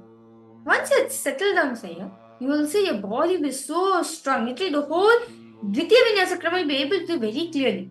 It is just the matter of time here. So just heal your body completely. In fact, I even suggest you, like Swamiji showed me very clearly, if it is nothing but the body is experiencing so much of soreness, you feel like you're not able to move things properly, you feel ache. Like for example, you want to stretch your hand, you want to stretch your leg, you immediately feel the soreness in you.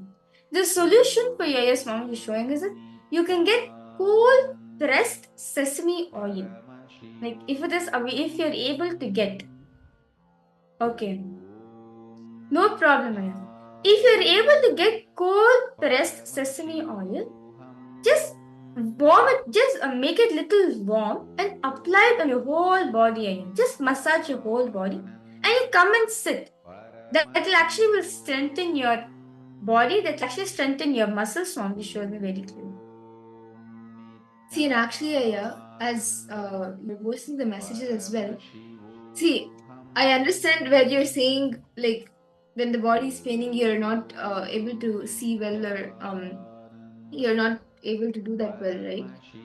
See, actually, in many different parts of life, you may feel, okay, my body is hurting too much, I'm not able to focus on the work, my head is hurting, I'm getting too stressed, and I'm not able to do this work, I'm not able to do that. But all of that does not apply for power manifestation. And actually, in all your other work also, if you apply power manifestation, the physical tiredness or the physical pain, whatever you are going through physically, will not affect externally, like the work or the power manifestation or anything that you're doing. And in fact, when you use power manifestation to do the work or to do what you want, to manifest what you want, to do anything that you intend to do, when you use power manifestation, even the physical body will be healed. So when you feel, okay, it's hurting too much, I'm not able to focus, just unclench from that pain. Focus on that pain. Actually, just in the next few days, we will also be having the darshan of Bhagwan Jwarabhagdamurti. We will be seeing how we can have the best health. And you can attend there, do the completion processes. You will have a real breakthrough. And even for color, like you were saying that you're able to see colors, right? Actually, I even noticed yesterday and the day before, you're able to see colors. Like yesterday, the color of the cards you were able to get, even if the words sometimes you are not able to see, the colors of the cards you were able to see, the colors of the images you were able to see. So focus on that, where you are able to see the aspect you are able to see through your third eye. Focus on that, do that more, and you will see other doors also start opening up. So every day during the power manifestation, even if it just starts as colors now, do that intensely, become adept at that. and you will see other aspects also start opening up. Okay. So, with that beautiful power manifestation, all of us, I hope all of you enjoy. Well, this is just the start, as I said. This is just the start. Well, throughout the whole day, all the participants, all of you will be manifesting very, very beautiful, yet a very special power, all of you are going to be manifesting today. So, I'm going to keep this as a secret. So, let's enter the first session of today. So, first thing Swamiji says, right? For you to experience leadership consciousness in you, you need to understand fundamentally that leadership leadership is a state, not a status. It is not a status for you to acquire. No, it is a state which you need to establish yourself in. First thing Swamiji says, if you want to establish yourself in the space of leadership, right, you will feel everything around you. You will feel everything around you is in oneness with you. That is the smell of Kailasa. Understand, Swamiji says, Kailasa is ruled by pure oneness. Pure oneness with Paramashiva is the smell of Kailasa. So, without any further delay, let's now understand from Swamiji. What is Kailasa Loka? As today, all of you are going to be experiencing this in today's session.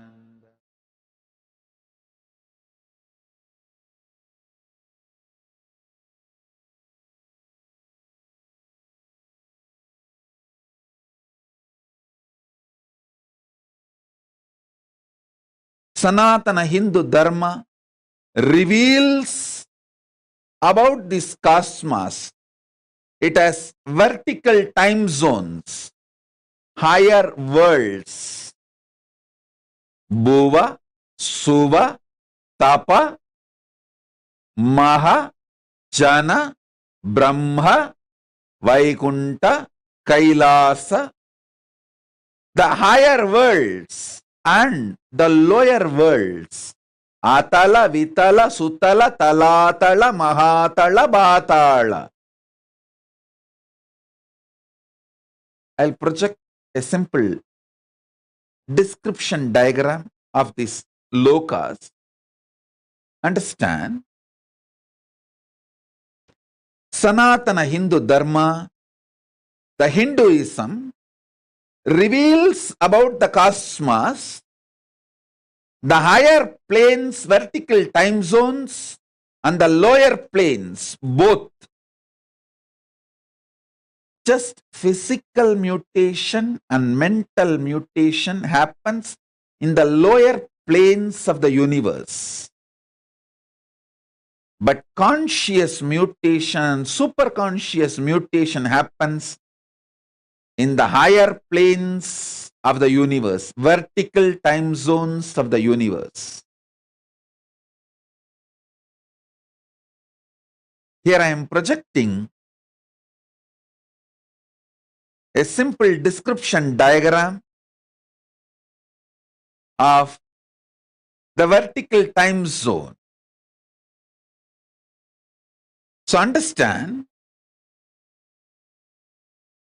this is the rough description of cosmos revealed by Hinduism. The vertical time zones, Suvarloka, Maharloka, Janaloka, Tapaloka, Brahmaloka, is where conscious and superconscious mutations happen. The lower worlds, Atala, Vitala, Sutala, Talatala, Mahatala, Batala, Rasatala, in these worlds, just physical and mental mutations happen. So understand, this Brahmanda, cosmos, is focused on giving superconscious mutation to all beings and ultimate oneness, Paramadvaita Anubhuti.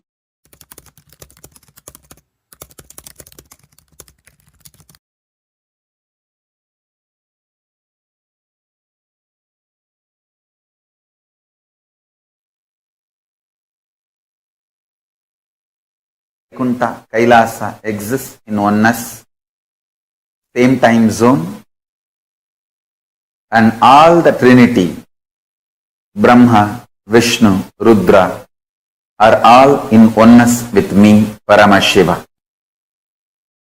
I'll describe precisely how the Kailasa is. Listen to this description and contemplate on it, connect with it, you will experience it. See, you see many of the photographs taken by NASA and many telescopes from the space station and the science fiction movies and all that. Whole background is dark and the suns, stars, all of it look like a light, flickering light. How you get the pictures, videos of the cosmos? It's like a black, dark background. In darkness, the stars and suns and moons are like a light point. Understand?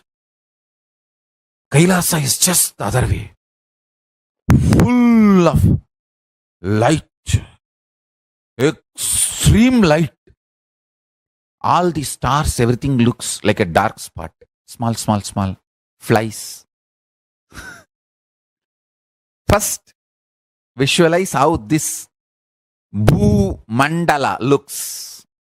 This Bhu Mandala is already portrayed and photographed, videographed by NASA and other space organizations, and it's available to you all. It is just the opposite. Whole thing is extreme.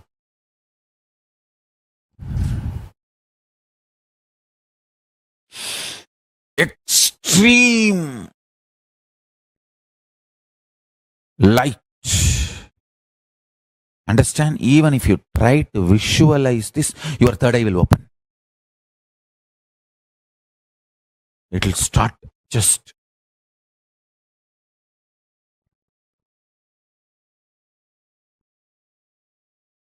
that's all. I tell you, if you just breathe this Kailasa light, I'm going to open that whole Kailasa light to all of you. Now, the whole Kailasa space. Just breathe this space.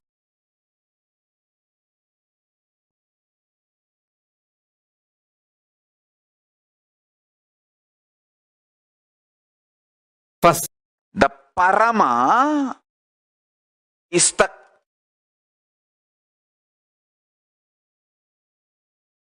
atmosphere of Kailasa, like the valley, atmosphere which we breathe in the planet Earth is this air filled with oxygen, carbon dioxide, so many different gases, different. The prana, samana, vyana, udana, samana in Ayurvedic tradition and the yogic tradition and the modern day science, oxygen, nitrogen, carbon dioxide, whatever you claim. This Vali Mandala, the atmosphere, how the Earth's atmosphere is filled with various gases. Same way, the atmosphere of Kailasa is Parama state. So anyone who exists there is in Parama space. Paramashiva, Parashakti, Paramaganapati, Parabrahmam, Paramburul, Paramasuriya, Paramasubramanya. Anyone who exists in that space is Parama. without any conflict, superiority, inferiority, complex fight, without any of it, they all just exist organically in a beautiful divine order which binary logical mind can never understand. Only Nyaya Vaiseshika, higher multidimensional logical mind can understand. If you are God, I am also God, is multidimensional logic. Nyaya Vaiseshika. If you are God, how can I be God? If God is God, how can I be God? Is binary logic. Binary logic works only in computers, not in KAILASA. Binary code works in Microsoft, not in Macrosoft. Only Nyaya Vaiseshika works in Macrosoft. Binary works only in Microsoft. Same way, zillions of enlightened beings put together is KAILASA. All the greatest knowledge, possibility, powers, everything put together is KAILASA. Paramashiva really loved, loving, showering himself on all of us. That is why he is still keeping that civilization alive, alive. Again and again he revives that civilization, even though human beings go and destroy it.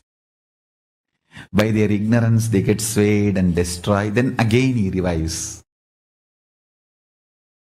Last time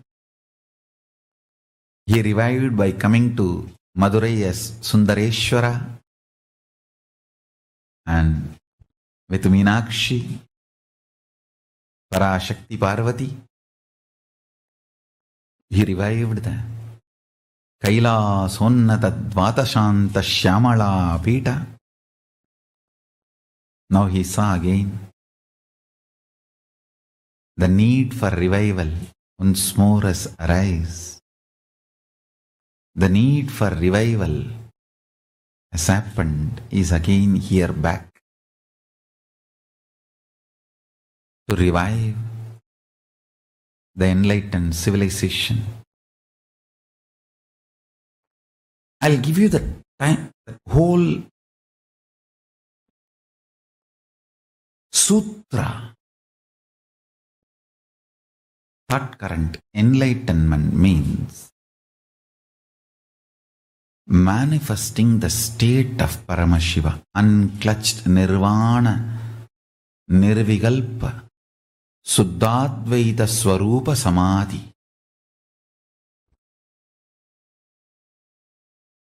It is not thoughtless state, it is patternless state.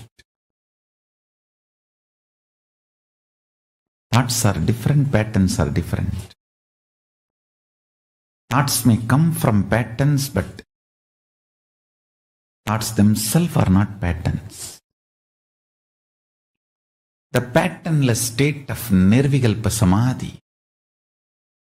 Fools are those who fight with thoughts and they fail and they declare that thoughtlessness is not possible. Thoughts are different, patterns are different. The Paramananda Swarupa, Paramaswarupa, Nithyananda Swarupa, unclutched state, Nirvikalpa Samadhi. That is the state of Paramashiva. I have spoken elaborately almost from 2000. I think my first recorded voice is available from 2000, I think. I don't want to say voice was not recorded. I remember still at the age of 3, my voice getting recorded, but unfortunately we don't have a copy of it. But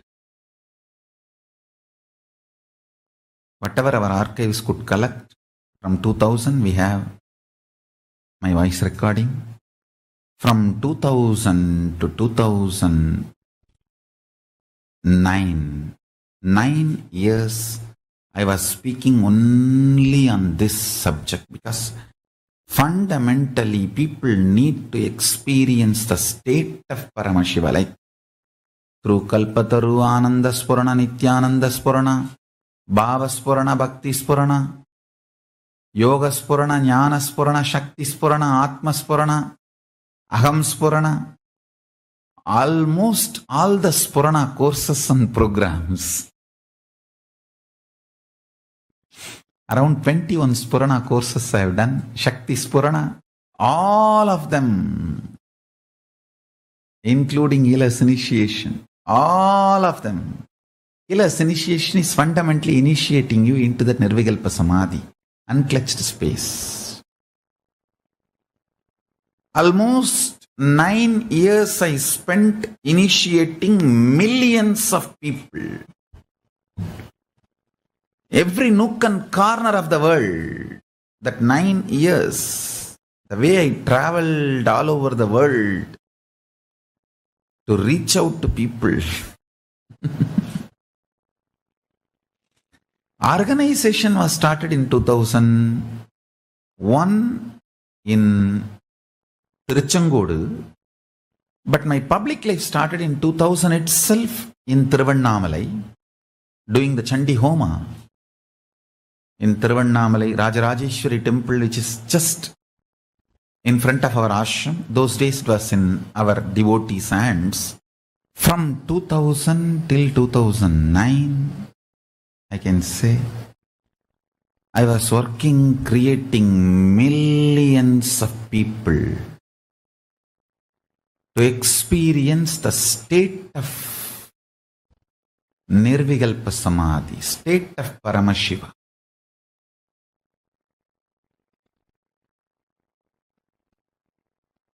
Giving assurance, support, initiation, ultimately experience itself. Using multiple methods, techniques, writing books, almost 24/7. Literally like Shiva Bhuta, I worked.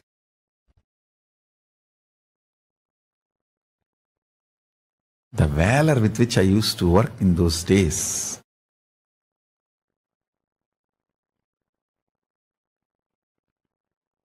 In one statement, if I have to describe how I was in those days, Tondaravu pannalanna Sivane niru, panna Sivana iru. It's like, people don't disturb you, be Shiva. Just remembering. If people disturb you, be Shiva.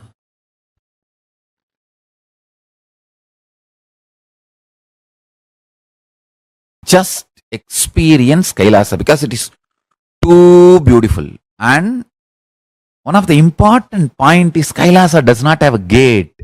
It neither has a gate nor has a door. It is a open, free entry for all. There is no qualification, predetermined condition for Kailasa. Only in Indraloka, Brahmaloka, Vaikunta and all the qualifications, only Devatas can enter. Like that, many qualifications. But in Kailasa, Bhuta, Preta, Pichacha, all kinds of people are allowed, free. Some Bhutas make even Paramashiva run around. He is such a Bholenatha, he opens himself for all, and this bloody Bhasmasura goes and takes the boon that on whosoever head I put my hand, and they should be burnt to ashes. How can Shiva be burnt to ashes? But this fellow tries to play game with Shiva, using the same boon he got from Shiva. Paramashiva plays the game just to prove that his boons are real. Just for that, he also runs around and tries to show the drama. Not that he has to save himself from Bhasmasura. How can fire be burnt? But he has to prove that the boon he gave is really, really real. Bhasmasura should feel job satisfaction that he did tapas and he got the boon. So just for that, to keep that principle alive, he also tries to run around, and then Vishnu comes and burns the Bhasmasura. All of you know that remaining story. Even that kind of fools get free entry. That's all I am trying to convey. Sometimes people ask me, what's the difference between various states of consciousness and various planes of the universe? Understand? If you go to dream state and come back, what you see in the dream state, what others see in their dream state will not be same. Both of you may be sleeping in the same room. But when you go to dream, the world will be different. When he goes to dream, the world will be different. But conscious planes, the multi-dimension planes of the universe means like a tapoloka, satyaloka, kailasa. If he gets into kailasa and you get into kailasa and come back, description will be same. The scene will be same. Listen carefully. The various states of consciousness is more like the subjective truths.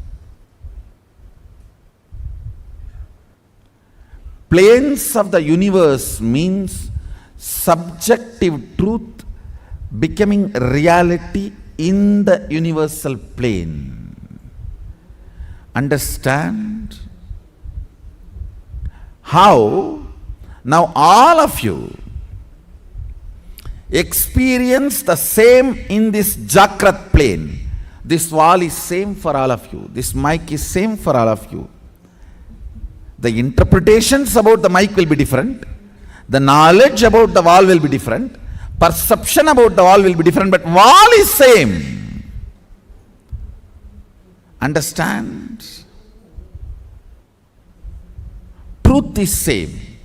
The facts you derive will be different.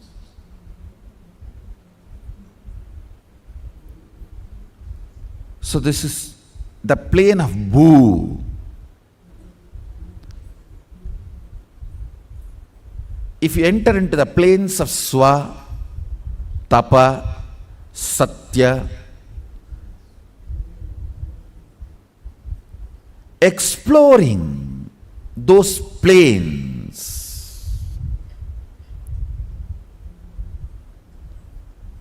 through the various states of consciousness, I should say,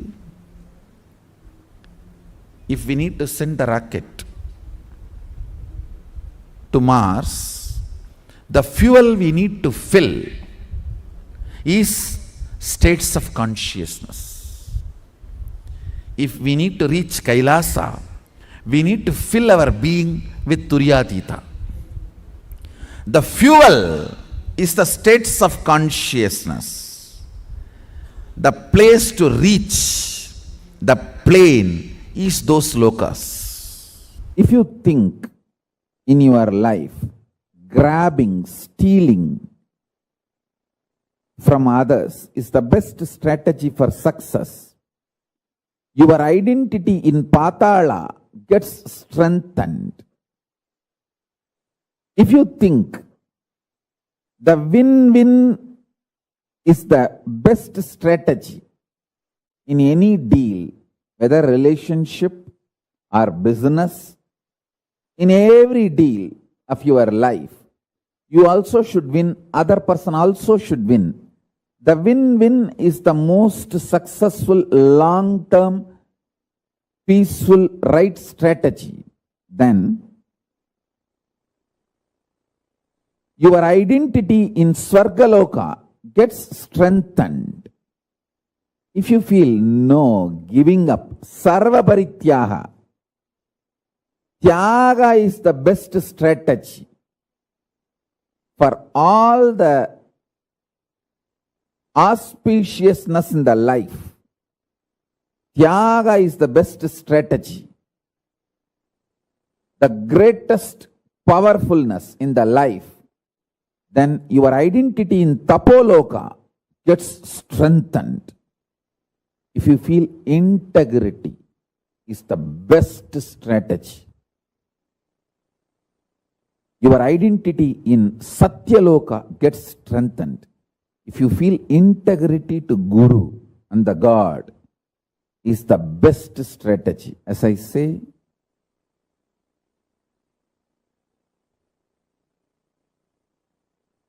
Paramashiva revealed many times the manifest form of Paramashiva is Guru. Unmanifest existence of Guru is Paramashiva. State of Guru is Paramashiva. Statement of Paramashiva is Guru. Statement of Paramashiva is Guru. State of Guru is Paramashiva. Avyakta of Guru is Paramashiva. Paramashiva's Vyakta is Guru. Manifest component of Paramashiva is Guru. Unmanifest existence of Guru is Paramashiva. Understand? The extraordinary powerful existence, extraordinary powerful existence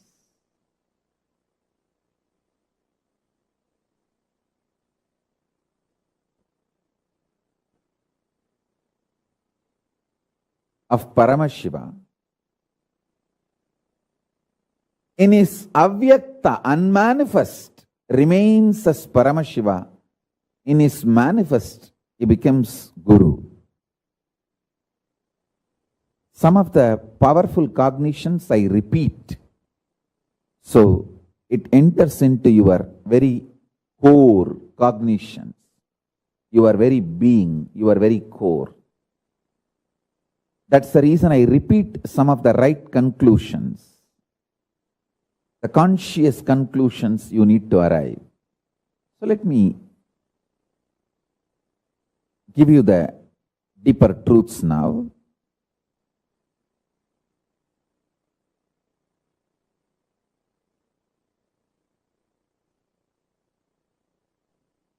Level by level, understand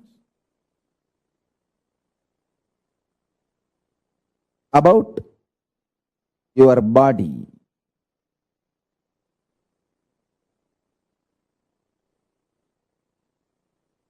Be very clear. You have 14 bodies you carry. In all these 14 lokas, each loka you have one body through which you enjoy that loka, you experience that loka.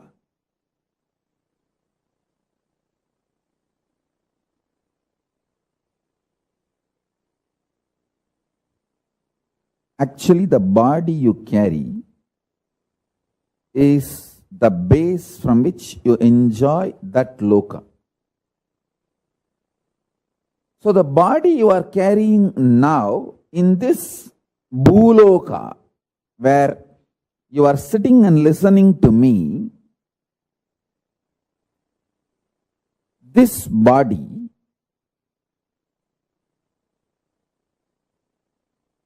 has only one relevance to the body you are carrying in Kailasa or the body you are carrying in Batala, the lowest and highest.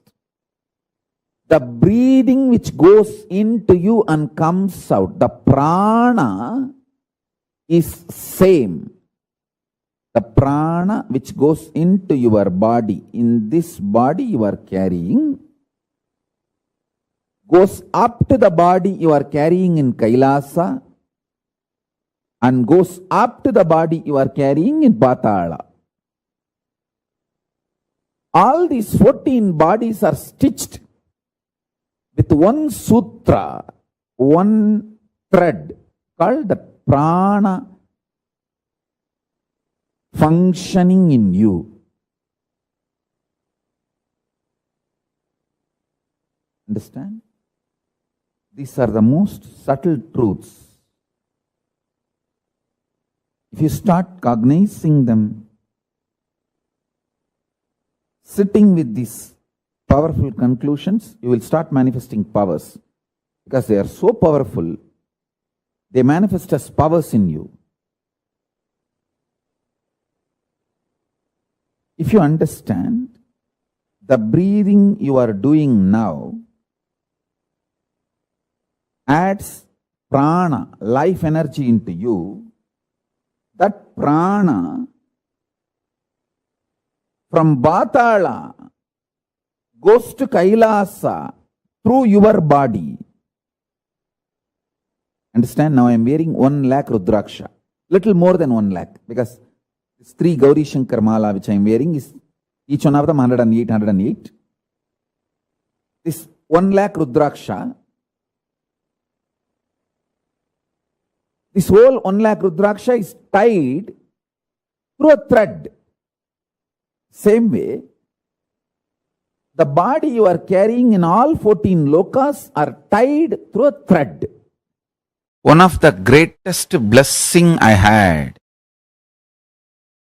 in my life was, I was literally, really in love with Arunagiri Yogeshwara, my guru, when I was listening to him. When I was listening, I was really in love with him. There was no calculation, maths. All I know is I am blessed even to get this space with him over.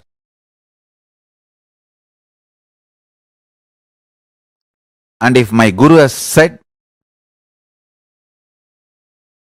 after the end of this satsang, your life is going to end, everything is over, even then I would have decided to be with him. I would have said that is absolutely okay for me. Take the life, let me be here with you. I was ready to pay my life to have that one sitting with him. I was very clear. My life is too small to pay for his presence. I was absolutely clear. If he demands my life, I will, without even having second thought or any maths, I'll just give him. Because I know the logic with which he was functioning is worthy of paying millions of lives. Understand?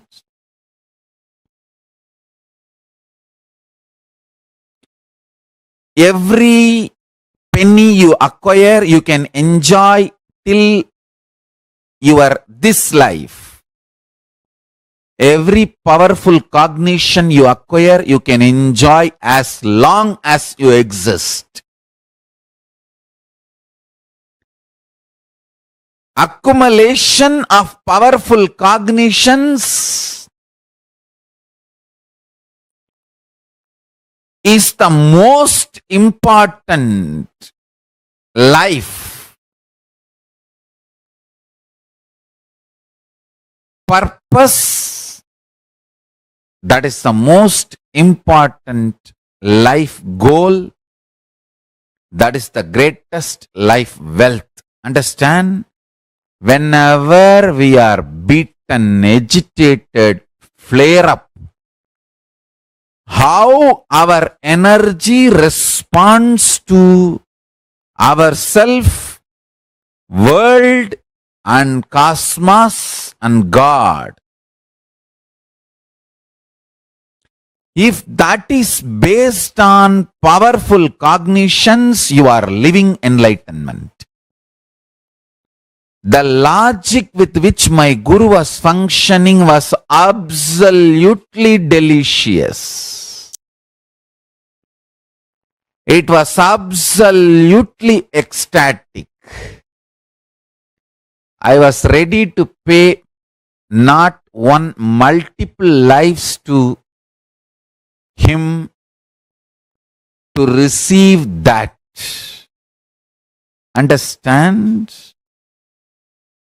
my simple declaration of my integrity to my Guru, even though he neither demanded anything before the satsang or after the satsang.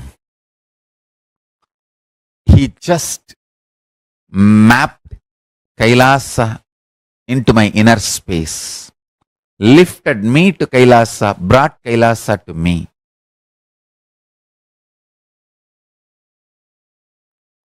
I literally do that to all of you now. I lift you all to Kailasa and bring Kailasa to you. Listen. Listen intensely. You can have 1,000 reasons why you should be integrated. You can have 1,000 reasons why you should not be integrated.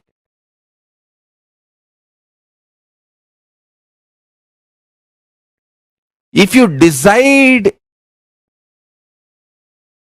for integrity, you can lift yourself to Kailasa and bring Kailasa to you. It is all about your simple decision. That's all. Nothing else. Decision. Simple decision.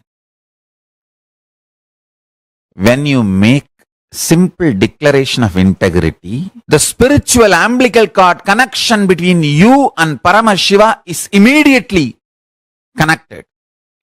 Like an electric shock, the Kailash energy enters into you.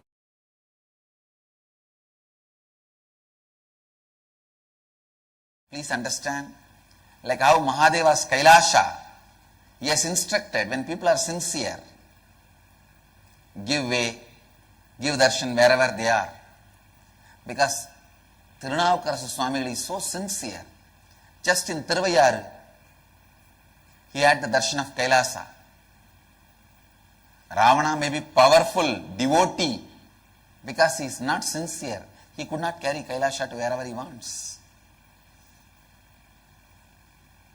Power does not move Kailasa.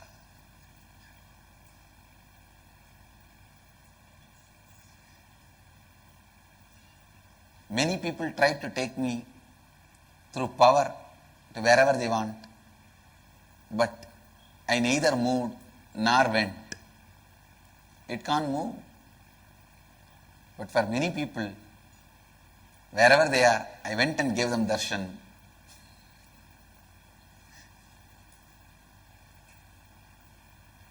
Always the Tirunavukkarasas get the darshan, but never Ravanas can move Kailasa. Listen, just like Mahadeva has instructed his Kailasa, wherever sincerity is there, don't trouble them, give darshan. It is just to check the sincerity. That sitting in the Kailash is just a methodology to check the sincerity of the people. So if they are sincere, they don't need to take the struggle, give way and give darshan. I tell you, you can look at me only when I decide to look at you. You can even come to know about me only when I decide to attend to you. You will be able to know about me. Your attention will fall on me only when my attention falls on you. Be very clear. It's law of life. Your attention will fall on me only when I decide to put my attention on you. So just create a sincere intention. You will see automatically all the obstacles are removed. Great saint from Tamil Nadu, he sings Avanarulale Avandal Vanangi. Only by his grace you can even bow down to him. Only with my participation you can even come and participate in your inner awakening. Today, with my integrity and authenticity, I am opening my participation with all of your lives.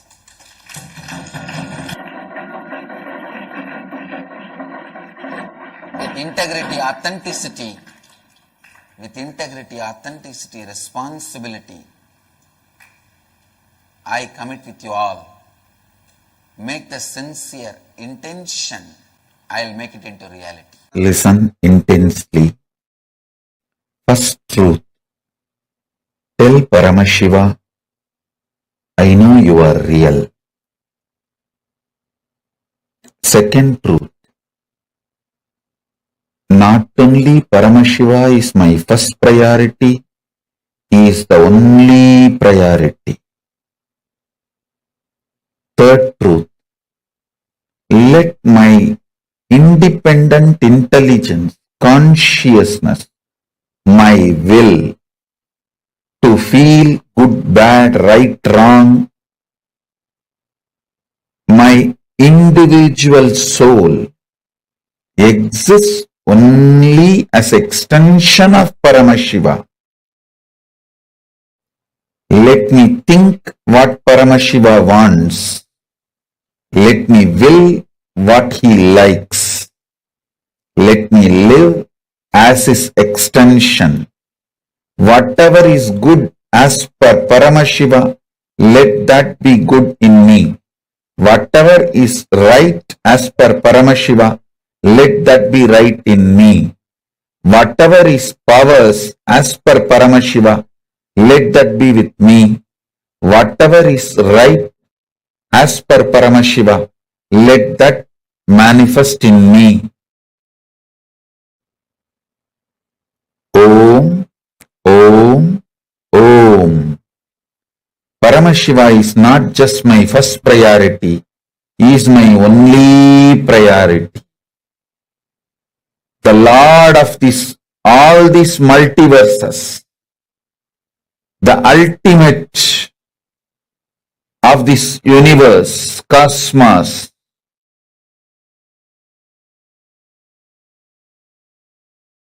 Om. Let Paramashiva's activism manifest in me. Let me breathe only the way he wants. Let me think only the way he wants. Let me live only the way he wants. Let me desire only the things he wants. Let me enjoy only the things Paramashiva wants. Let me live only the way Paramashiva wants. Let me manifest only what Paramashiva wants. Let me attract only what Paramashiva wants. Let the activism as defined by Paramashiva manifest in me. Let intelligence as Paramashiva wants happen in me. Let wealth as Paramashiva defined happen in me. Let life as Paramashiva defined happen in me. Let health as per Paramashiva happen in me. Let breathing happen as per Paramashiva in me. Paramashiva is the only priority. Let Paramashiva be the only priority. Oh, let the inhaling happen as Paramashiva inhales. Let exhaling happens as Paramashiva exhales. Let my heart beat as Paramashiva's heart beats. Let my stomach digest as Paramashiva digests. Let my brain flow, visualize as Paramashiva visualizes. Let my will cognize as Paramashiva cognizes. Let my existence manifest as Paramashiva manifests. Let Paramashiva's existence be my existence. Let Paramashiva's intelligence be my intelligence. Let Paramashiva's energy be my energy. Let Paramashiva's inner space be my inner space. Let Paramashiva's life be my life.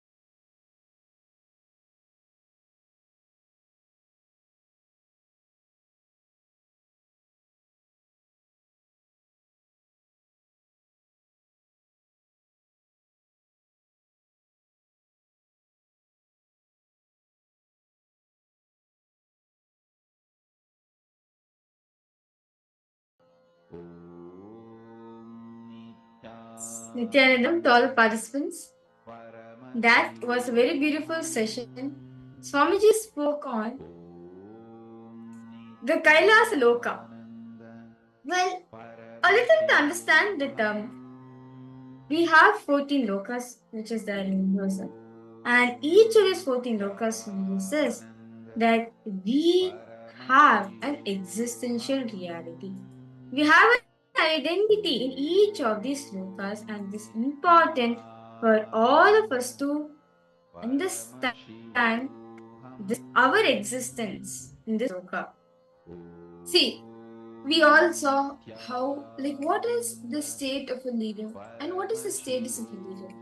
And we also saw how we exist in all the different lokas, right? Can I request each of you now to post your understanding? What clicked with you? How do you understand that you actually do exist in the existential reality? You exist in all the different loka and all the 14 lokas and all the vertical time zones. You exist the same with the same like with a person looking like you, a being looking like you exists in all the 14 lokas. A little to understand these 14 lokas. So you can see over here a very beautiful table which is given for all the participants. You can see that we have the 14 time zones which is there in the agamas. Very elaborately in the agamas you can find it in the Brigendrama Vidyapada verse number 15. Sorry. 115 to 120. So you can see that there's 14 lokas which is there. So each of these 14 lokas very elaborately tells the temperature, the altitude, the atmosphere, the type of people who live in the navigation route. To each of these 14 lokas, elaborately Paramashiva is given in the vertical time, in the Brigendragam. So you can see over here, we have the first is the Bhuloka. So Bhuloka is planet Earth, actually not exactly planet Earth, can be referred as the Bhumandala. So Bhuloka up is the higher vertical time zone, and Bhuloka to down is a lower vertical time zone. So you can see over here, the above Bhuloka, we have Sargaloka, Harloka, Loka, Tapoloka, then we have Satyaloka, Kunta, Deepa, Kailasa, and ultimately Mahakailasa. In each of these lokas, for example, for Svargaloka, it is the abode of all the gods and goddesses such as Indra, Varuna, Vayu, Agni. And this Swamiji says, the inner space you should carry is absolute energy, eternal life. And in this space, time does not bother you. In this loka, no matter what happens, time does not bother you. Time does not tire you at all. The next we have is the Maharloka. Maharloka is the abode of sage Marichi. And Swamiji says this is actually the space where you can hold large amount of information, like how we've learned yesterday, right? The cosmic archives, it actually like you can access the cosmic archives. The cosmic archives actually stored in the Maharloka. And so accessing your identity in Maharloka will let you to have huge, vast amount of knowledge you can store here. And Swamiji says, in this loka, there is no SDHD, meaning there's no self-doubt, self-hatred, nor self-denial. The next is the Janaloka, where all the Pidrus, all your ancestors exist. And this is the place where you can actually exist in all, like you can exist in multiple bodies at the same time. In this loka, multiple forms in multiple bodies, you can exist in the Janaloka. And the Tapaloka, the next loka, the next vertical time zone, is where sage, like great sages, great ascetics, and the Sanat Kumaras, Yogi Sanandana, and then all the sons of Brahma, the Sanat Kumaras, the four rishis, all of them exist. And actually, this loka, the Tapoloka, is the last ultimate, the most ultimate. The moment you drop all your struggles, your psychodrama, you achieve the Tapoloka. The next is the abode of Lord Brahma. This is where Lord Brahma, Bhagavan Brahma exists. And when you come to the space of deep surrender, when you experience the space of deep surrender, you attain the Satya Loka. And the next is the Vaikuntha Loka, where Bhagavan Mahavishnu, Lord Paradama himself exists. And when you understand that all your struggles are only your stupidity, it is only Maya, it is not actually existing, it is all just there, it is just mere stupidity, you attain the Vaikuntha Loka. And the next is the Shripuram. The next loka is Shripuram, where Devi Parashakti exists. The abode of Devi Parashakti is Shripuram. And this is where the energy which keeps you moving, keeps you and makes you experience the form. Whatever you wish to experience, making that happen, the Shakti comes from this loka. And the next is Kailasa Loka, which all of us are learning about today, and we just learned this session. The Kailasa Loka actually is the abode of the Anka Devatas and the Abharana Devatas and the Shivaganas and Bhagavan Mahaganapati, Bhagavan Nandi and such others. The Anga Devatas are like the guardians, the celestial guardians, like Jaya and Vijaya, who stand as in the Vaikuntha Loka in front of Bhagavan Mahavishnu. The Anga Devatas, the Dwarapalakas, all of them, and the Alankara Devatas, like the great beings who take the form of the Shankha, Chakra of Bhagavan Vishnu, who take the form of Trishul for Bhagavan Paramashiva, and all of the Abal Devatas, all of them exist in the Kailasa Loka, including Bhagavan Mahaganapati, Nandi, and like all the Vahanas of all the different deities, they exist in the Kailasa Loka. And you achieve this phase when you declare integrity, great integrity, simple integrity to Shiva. Last is the Kailasa Loka. But about the Bhagavan Paramashiva himself, his unmanifested as he is the whole pure consciousness which is running the whole cosmos. That ultimate space. Swamiji says you can experience this space when you experience the ultimate space that I am Paramashiva. Not that I'm in oneness with Paramashiva, but I am Paramashiva. How many of you understand? All participants to post any questions, any doubts, do feel free to post in the chat section.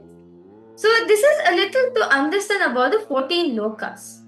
So now the below lower lokas, Swamiji says we do not need to know much about the lower lokas. We just need to concentrate on the higher lokas. And Matthew is great. You asked you tell me what loka I am in now. See, actually, Aya, right now, this very moment, all that, and even before this, after this, every time, every single moment, you exist in all the different lokas, in all 14 lokas, you exist. You're as existential reality, you are there. In the same, like, how you look here, the same way you are there in the different lokas. It is just a different plane, and Swamiji actually gives us the ability to access these different planes also. Okay. I would say with the knowledge, with the understanding we have got, you should be able to identify which loka you're in. Actually, Swamiji says you can actually will. You can actually, if you, for example, if you want to go to Kailasa Loka, you can go to Kailasa Loka. It's possible. You just need to apply the formula which is given. Right?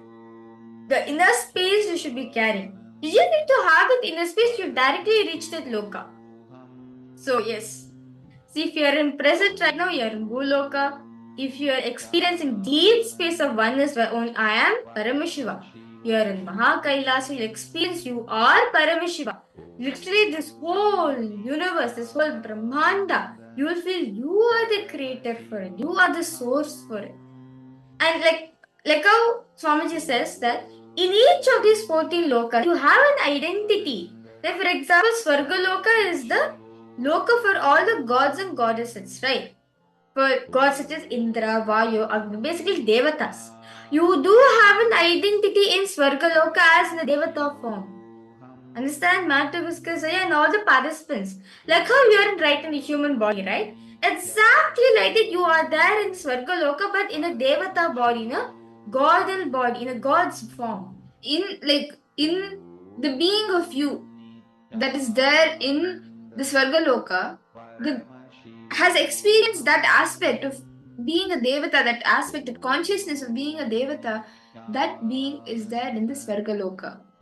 And just the same way in each loka you exist, in all the 4 lokas you exist.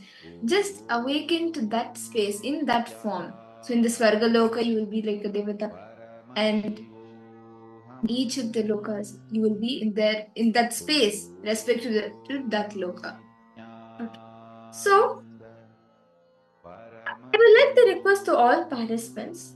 Now, all of us want to experience today, since we're learning about the Kailasa Loka, all of us want to experience this. Right? Swamiji says very beautifully that the inner space, the formula for you to reach Kailasa Loka is pure integrity, declaring your integrity to Paramashiva.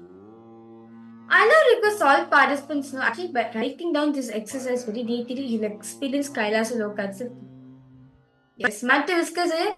You will be able to catch the glimpse of Kailasa today with Swamiji's presence.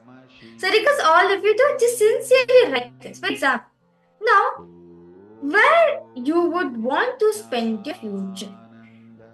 Write down where exactly do you want to spend time in your future. Pen down in the last 24 hours the aspects where you followed Guruvak, meaning you followed integrity to Swamiji, or you missed integrity. So I request all participants now to first write where do you want to spend your future. You can choose any of the locus, you can choose anywhere also.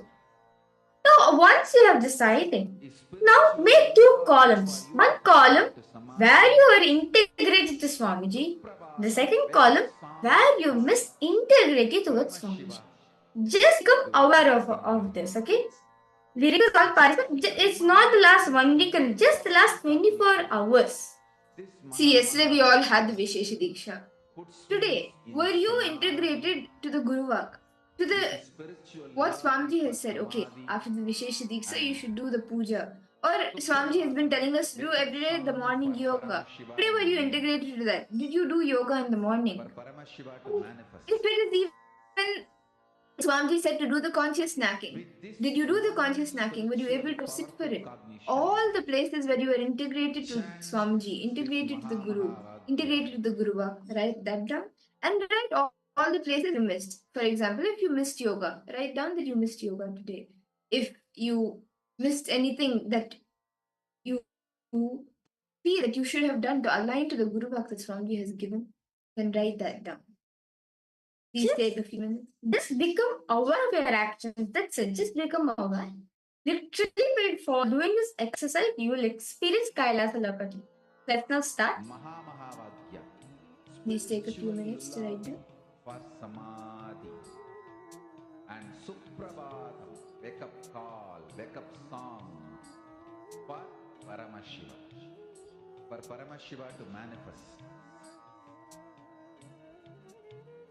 With this one spiritual powerful cognition, chant this Mahamahagya. Om Nithyananda Paramashivoham. Om Nithyananda Paramashivoham. Om Nithyananda Paramashivoham.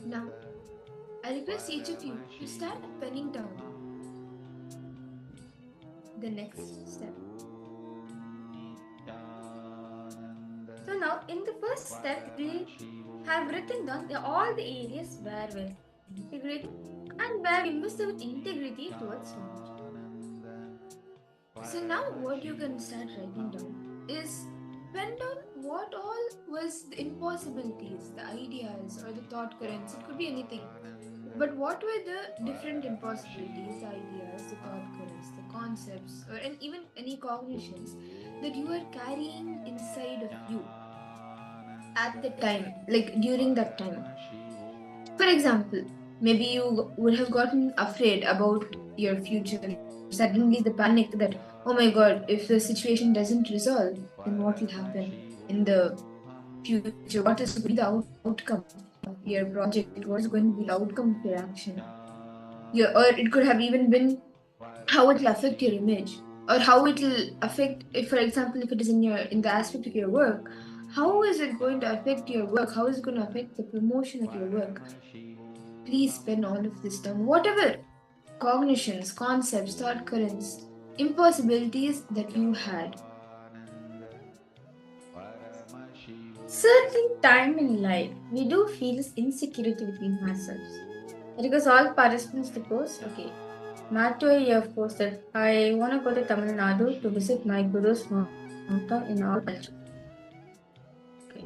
In all culture that becomes Swamiji. Okay. And everybody in India would be so amazing. Okay, that's nice. That's nice, Aya. See, now we request you to write. Okay, all the participants over here. Okay, we see Ma Saralananda, Ma Yogananda Rupini, yes, Nithyananda Ma, yes, Ma Jean. Now we request all the participants, right?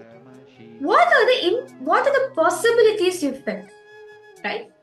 What are the panic attacks the fear you carry? If, for example, okay, let's say Matthew is saying that you want to go to India, you want to experience the all place where Swanj is being born and brought up, right? You want to go there and experience that.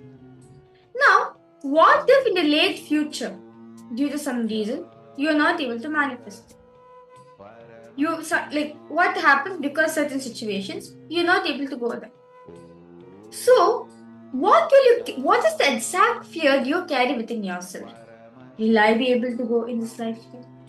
Is it even possible for me to go there? Right? We carry this panic attack within ourselves, especially when the future does not manifest for us.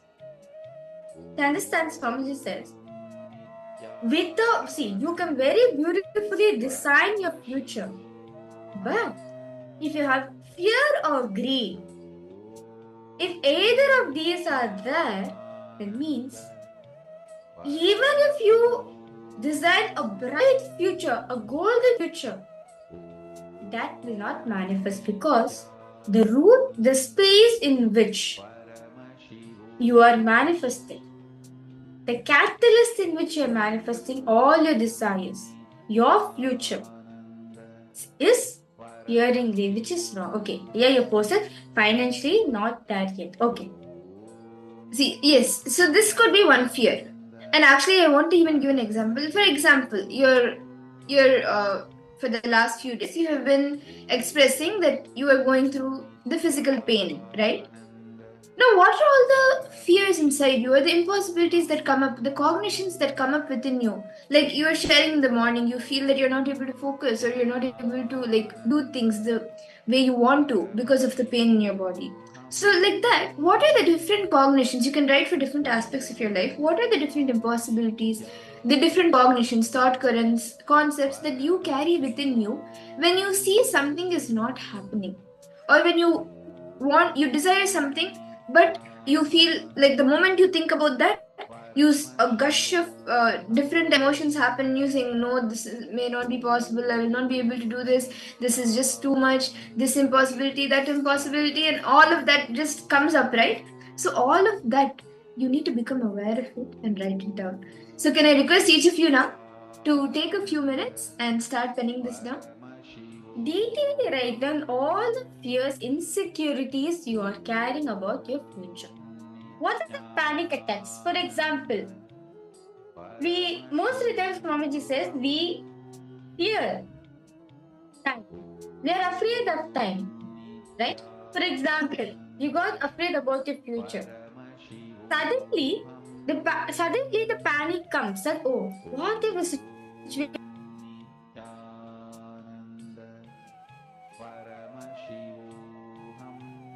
my country side? What currency is right from detail? Not, not write it down.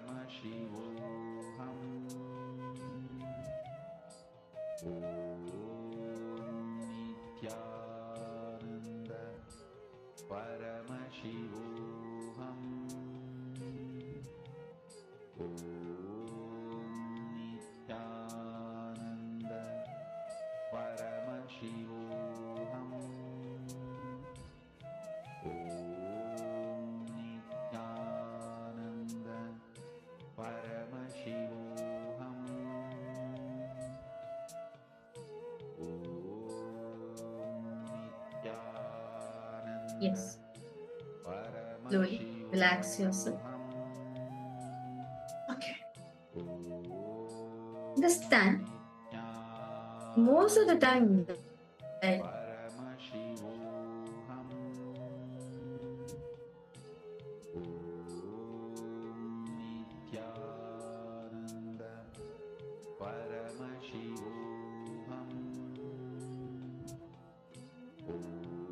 now, with what understand? Now, all of us have written our insecurities and our patterns, right? We are very beautiful. All the patterns manifesting. Now, I request all participants, now each of the things which you have written, each of the incidents which you have written, just go for intense completion. Decide that you are going to be completing with all these thought currents, all these things in life.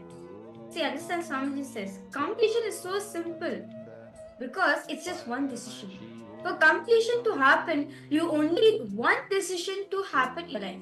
If you have the intention, if you have the will to complete, you will be complete. So now I request all participants, now what have you written? Just decide completion.